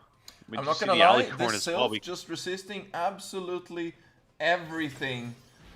Here, and wow, the Tiamat transform heal, that is a nasty combo right there. Wow.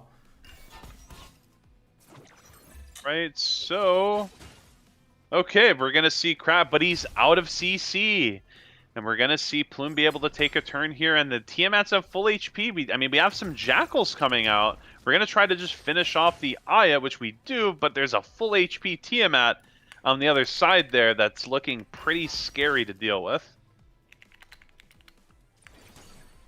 Alright, we see some healing come out here. We see the Tiamat come in with the transformed skill 1, and that's going to be it. Mermaid's going to take him out in game 2. Alright, so we are seeing a 1-1 here in the second semifinals. Both semifinals being quite close.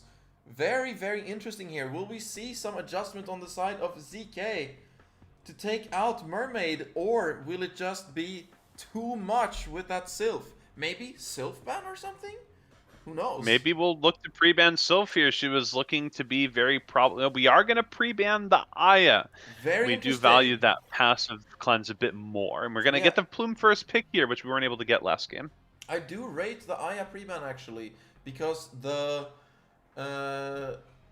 passive healing, even though she was getting CC'd, kept that Sylph alive so that it was impossible to kill her with the Strive on her as well. So maybe now we can see something else. But we do have an Alicorn Law that is going to be disgusting to deal with. Mermaid having a plethora of answers for crowd control. He has the Alicorn Sylph, the Alicorn Linglo. He's got Mizuzumi Aya. Might be too many options for ZK to cover. He is going to opt to go for some turn meter tempo by picking the Freya on 2 and the Heinrich on 3. We are going to see the Sylph come out on lock again. Definitely provided a lot of value in the previous game, and already we're looking to have a lot of really annoying, anti-CC picks that's going to make ZK Cruch's game plan a bit more difficult. We'll see how Mermaid decides to round out the draft here.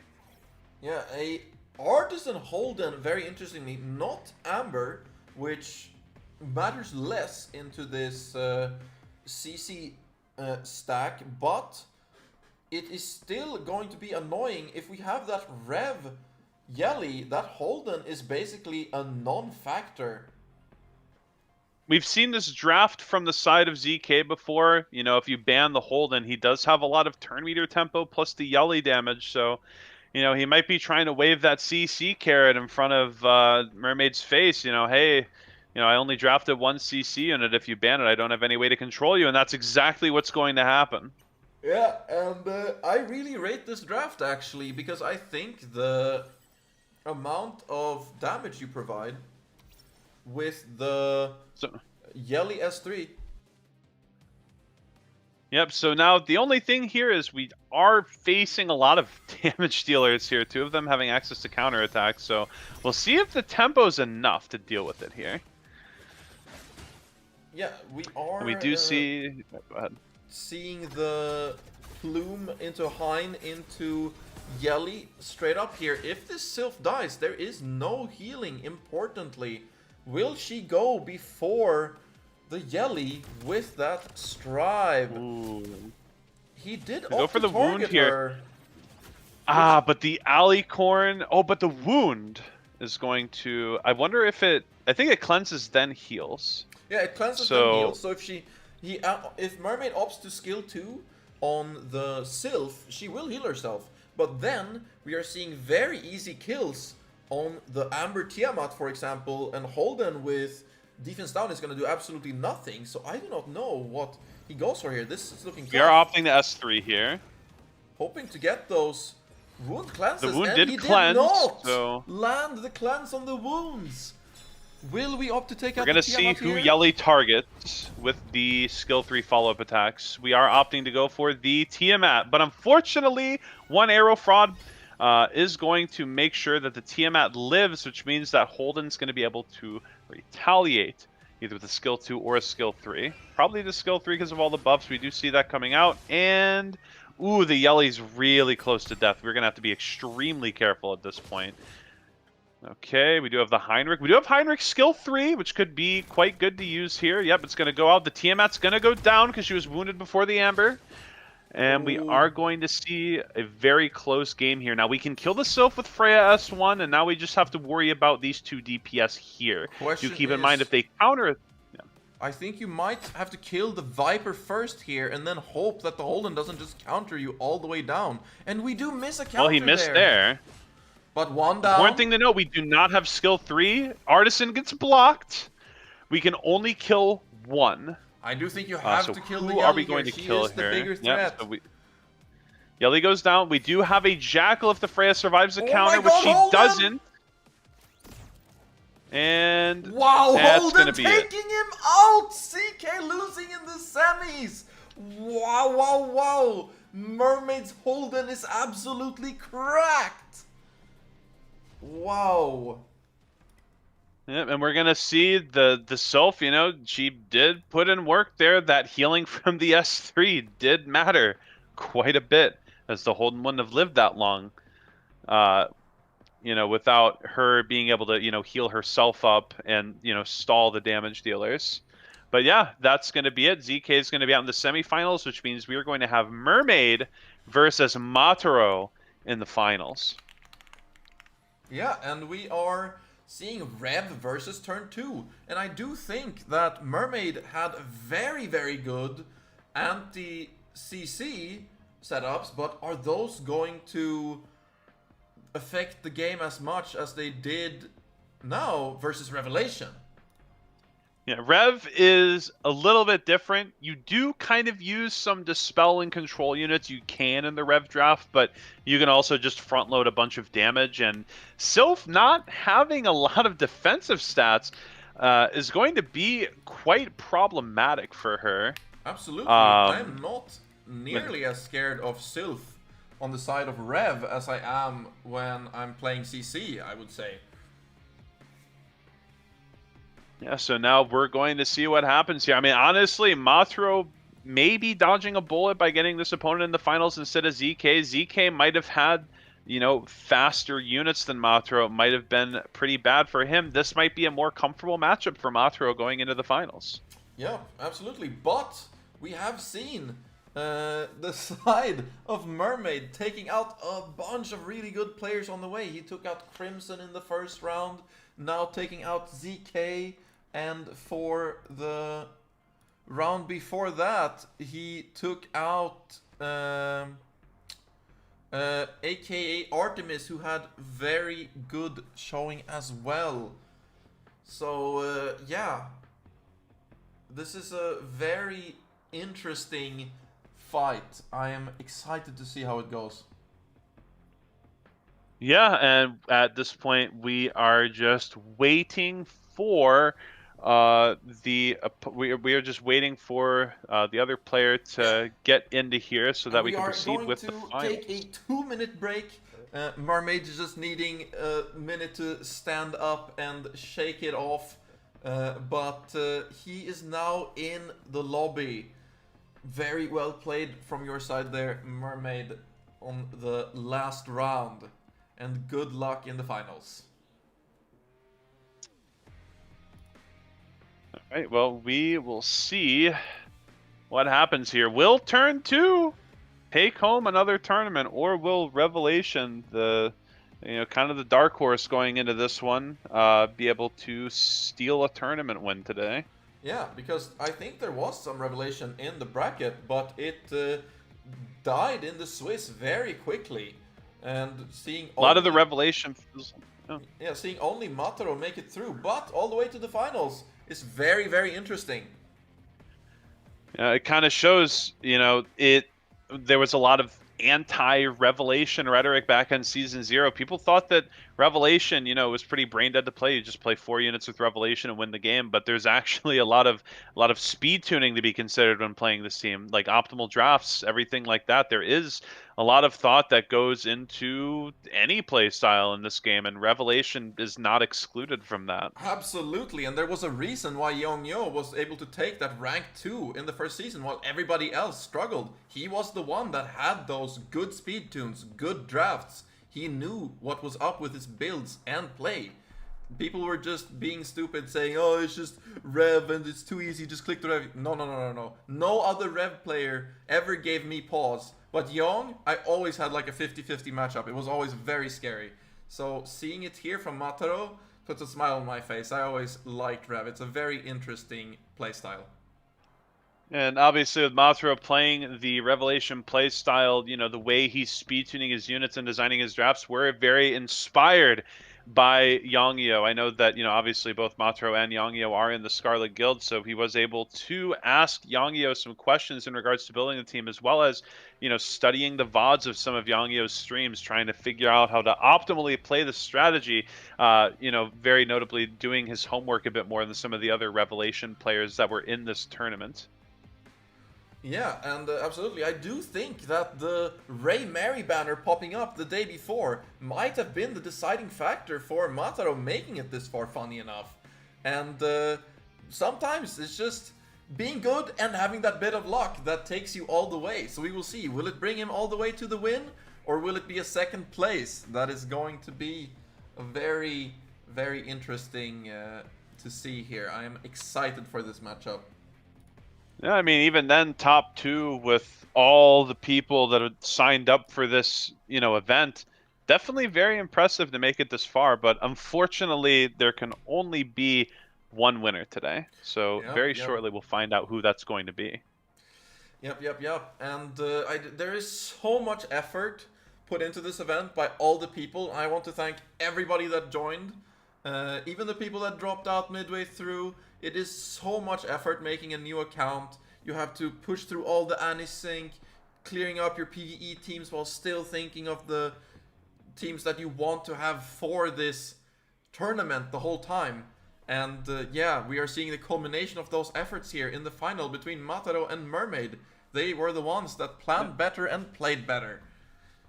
And we're going to see the pick ban underway. I'm not sure if Mermaid caught one of the rain. He did. It is gone. It is pre-banned from this match. So we'll see how Mataro can deal with the Embers now that it's gone. Yes, but then we do note we have Heinrich available. We do know Mataro has that pick.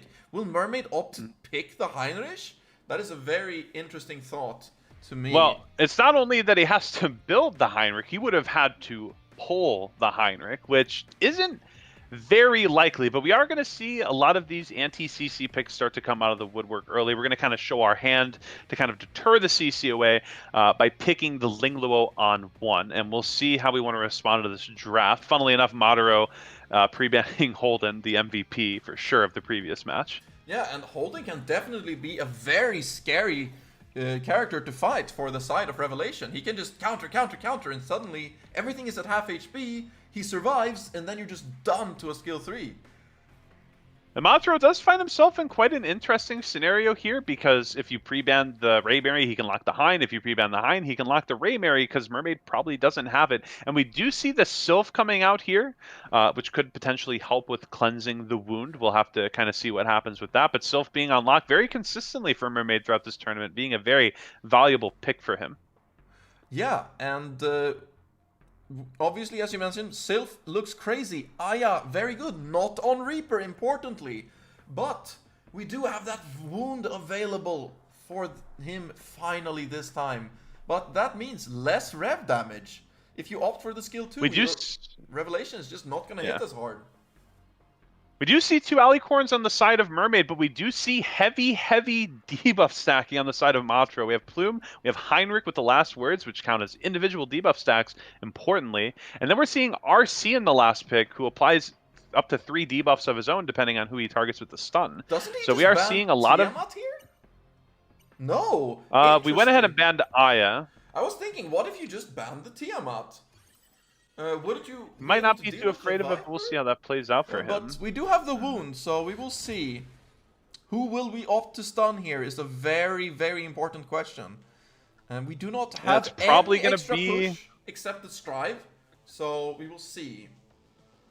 It's gonna probably be either the Aya or the Sylph, just to place an additional debuff on them to give them the opportunity. But we do know that Sylph is on very high effect resistance. She only gets hit with the attack down. Yeah, and no defense down is going to make the damage less. Because even though Rev is the biggest damage contributor, it does definitely matter what other things you put on them as well. What's important to note here? Yeah, what's important to note here is we're having a hard time cutting. We do have Strive, but we get the 4th Revelation. This might be game 1 already, but we do opt to go for the wound, but Sylph is going to be able to act in S2 the Tiamat. Or maybe she S3s, but yeah, she's just going to take the L and die. Yeah. So now we have a Tiamat coming out. Yeah, will this Tiamat be able to do anything when she comes out is the question. We're going to have those defense ups. She's going to be full, but she is only 1 against many. She has to try and kill something, but what can you do? S3 is bad here. We have the Dreamwave in place that's gonna cleanse the taunt if it's applied. So we're gonna try for an S1, but it's not too much damage. So we're gonna be able to chip her away a bit here. We have RC skill 2. We've got Plume. We've got a lot of turn meter tempo, and this Tiamat's very slow. I mean, even if we get a Bramble proc, we have defense up, so we're not gonna get a lot of damage off here. And we're just gonna go ahead and concede game 1. The first one here looked very strong there. As we saw, we mentioned that the anti-CC from the side of Mermaid, very, very strong. But It did not pan out. Alicorns are not doing very much at all versus these Rev players. Yeah. I mean, it was extremely problematic into ZK, but here we just kill them, and we didn't invest into any lighthouses. So Rango, a bit of a harder boss to farm in progression, and he is opting for more anti-CC, so we're just going to kind of have to see how things pan out. We do get to deny the Plume on the first pick, but the Heinrich is still going to be available to lock. Absolutely, absolutely. And we are once again seeing this Alicorn Ling Luo, which gave ZK so much grief, but nope, we are seeing the Hein and RC lock right up. He's just not afraid whatsoever, going for those wounds and going for that win. Important thing is, we are missing some debuffs, so it's going to be harder to overstack the Alicorn. However, all of our anti-CCs are off lock, so now it's the matter of, does Mataro value getting rid of the Ayamor or the Sylph? And he might opt for the Sylph with this Silence pick here. I propose to you getting rid of the Plume so you don't have any push. We saw last game, he did not manage to push through with that Sylph. What if you just decide, okay, yeah, well, Plume Band sounds really good here. He do that. Kept it up. Yeah. So now we're giving ourselves more of an opportunity to cut in, which might be kind of bad here, but we'll see what happens here regardless. We do see the RC going, but we are going to have Plume cut in a bit more. We are Thankfully, Yelly does cleanse the weakness. We did so we have that going from for the us. stun there on the RC. On that Tiamat. See if we can get some pushback on the Freya here with the S3. We do get some pushback. Ling Luo is slowly cutting in. We are going to wound. That is going to proc the Amber, importantly enough. Will we cut? We will. Push through with the Plume. Oh, will our Yelly provide enough here? Oh, this is tough. And now we're going to get to Sylph S3 as well, which is going to make it a bit more difficult to handle this, as we are going to have not only the healing, but the defense up as well. However, the wound is still on the Plume, meaning she's going to proc Amber before even being able to act. So we do have some opportunity to maybe tempo here, but the defense up is going to be quite problematic. We do get 1-2 follow-up attacks. Yes, and it looks like we might be able to kill both the Sylph and the Plume before they get to do that much. And we are going to have the Tiamat here, though. Oh, we did dispel the immunity, which is huge, so we can't extend it. Wow, that it might matter. We will see. Oh, we are going for okay, the we kill. see it coming out here, but we are going to start laying into this Ling Luo, trying to get rid of her. But importantly, she has Strive and each one of those arrows. Oh my goodness, 5 arrows. Mataro hitting the Because of all the Strive procs, Ling Luo does get to take that turn and get a little bit of extra healing, because each of those Yelly arrows is proccing an instance of Strive on the Ling Luo. Yeah, and I think that we might be seeing Mataro holding on to this skill 3 for another turn for the Rev. But no, he wants the buff block and that damage right now. Can we kill the Ling? And here we have it! Will. The We Rev most certainly should will. do it! And we stun the Tiamat. The Ling Luo is down, and it looks like this tournament is Mataro's to win. Absolutely, and there's no cleanse. Wow, We have the Mataro skill in 1. a dominating fashion dealing with that. Boom, boom, boom. Congratulations to Mataro, our winner of the tournament. Absolutely beautifully played. Wow, wow, wow. We are seeing the revelation being very potent when you do your homework and you build the account well around it. So we are going to see Mataro, being, he was a bit iffy about the turn 2 matchups, but it seems like he's doing just fine in them. It seems like the Raymary saving his account because it gives him 2 options to lock to deal with the Ambers effectively. Yeah, and I think, funnily enough, that Raymary was what carried him through this top 8, which is really funny to see. As you mentioned, he said, nah bro, this is not gonna see any use. Quietly, she's sitting in that pre-ban slot, allowing Heinrich in on 2, winning him the finals. Yeah, and... Yeah, definitely goes to show, Raymary was initially seen as just another turn 2 unit, but that that execute mechanic definitely gives her the ability to give turn 1 players a third unit that can deal with the Amber Shell, which has been fairly problematic in PvP recently.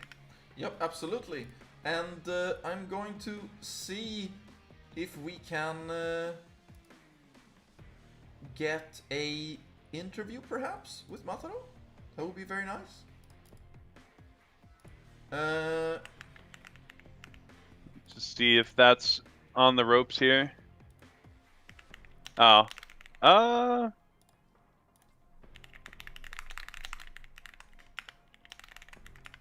It is 5 a.m. for Mataro. Importantly, he is an Aussie man. Oh, but he is Okay, looks like we're gonna get boy. Mataro to come in for the interview. Yep. And he is here. The man, the myth, the legend. He takes it home. How do you feel? I am exhausted. Like, I should be tired because it's like 4 a.m. for me right now, but no, those last few games were clinches for me. All right, so you know, as we went into this tournament, you told me how much of a fraud this Raymary was going into the tournament. Do we have any differing opinions about her now? Okay, look, I woke up today, used all my stamina. I had literally 0 stamina, so I said, stuff it. I'm gonna send all my gems, and I pulled Raymary in 11 pulls. I had nothing, so she's not invested at all. I just threw whatever gear I could put on her, and like my thought was people were just gonna ban her, thinking she was built, but she actually did a lot better than I thought. Like I was trying to test her in arena, but she was doing no damage. But that's because I was like facing people that had really built accounts. So coming into the free to play tournament, people weren't as tanky as what I was used to. So she actually did stuff. Yeah, and funny enough, I thought that the MVP of that finals was your Raymary quietly sitting in that pre-ban slot. That was very hilarious to me, allowing the Heinrich on the ban protect. Wow. So going into this tournament, there were a lot of different play styles that were being talked about and considered for being optimal, given that, you know, you were going into this free to play with limited resources. What ultimately made you choose the Revelation play style for this account for the tournament? Literally Young, because I knew that. So me, Brad, and Young were in the same guild before we joined Scarlet, and I knew Young was a very low spender, and he just played it differently to everyone else. So when I heard about the free-to-play tournament, and I looked at the units you could re-roll for, I thought that was probably going to be the easiest, and it would work well for PvE as well because I can't even do Inferno Rengo. So I can't play CC because I'm not going to get codexes. So I just went all in and hope for the best, and it worked out. All right, well, that's certainly great to hear. And, you know, a lot of people seemingly had the same idea. You know, we had a lot of people go into the Swiss bracket, you know, playing this Revelation playstyle as well, hoping to get through the tournament as you did. What do you think? What do you think you did that caused you to succeed, whereas these other Rev players kind of petered out in the Swiss rounds? I think it was just the key units. So I think for Rev, Mia and RC are extremely important. I learned that from watching Young's VODs because those seem to be the 2 units that he would use to set up his cleaves. People meme and think he just picks Hellkit every game, but that's really not the case. He only picks it when it's in a really good spot, and I have Hellkit as well. I just never found a situation where I could use them. So I think speed tuning those 2 units is key to getting Rev to work properly. Yeah. Okay, well, it definitely seemed to work out for you. Brett, did you have any questions for Mataro? No, I'm just impressed. Was there any person that you were super afraid of facing going into this top 16 that you managed to dodge? Andrean. So like I faced God Andrean round 1 and he stomped me.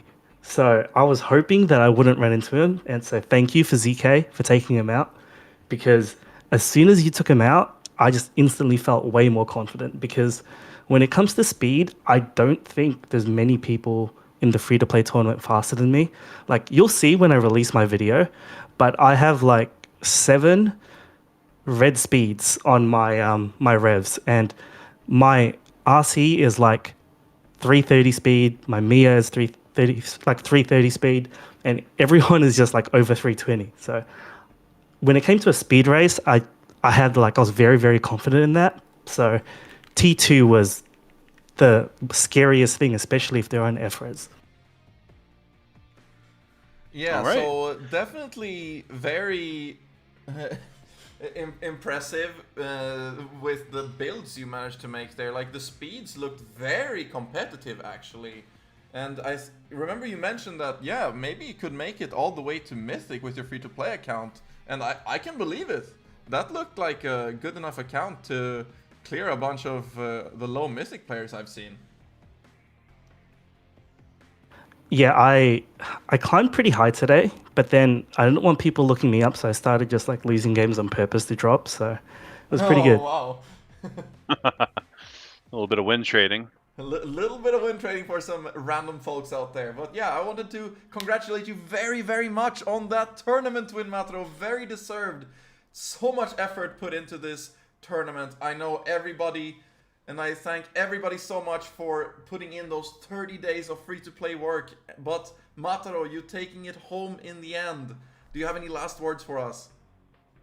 Yeah, no, thank you everyone for joining the tournament. It was a lot of fun playing with everyone here.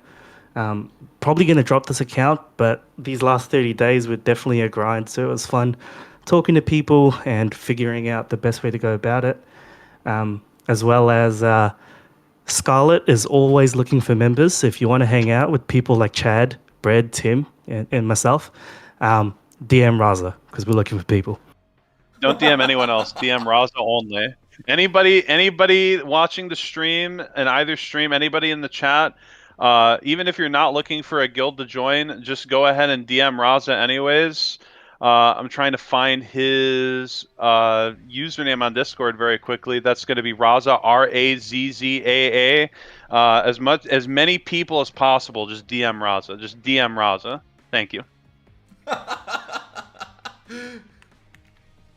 All right, and I do think we're going to wrap it up there.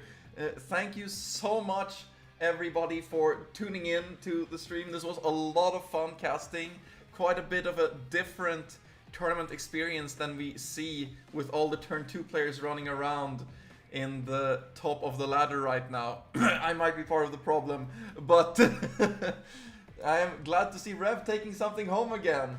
And yeah, thank you everybody for watching, and have a good one. Yep. Have a good one, everybody.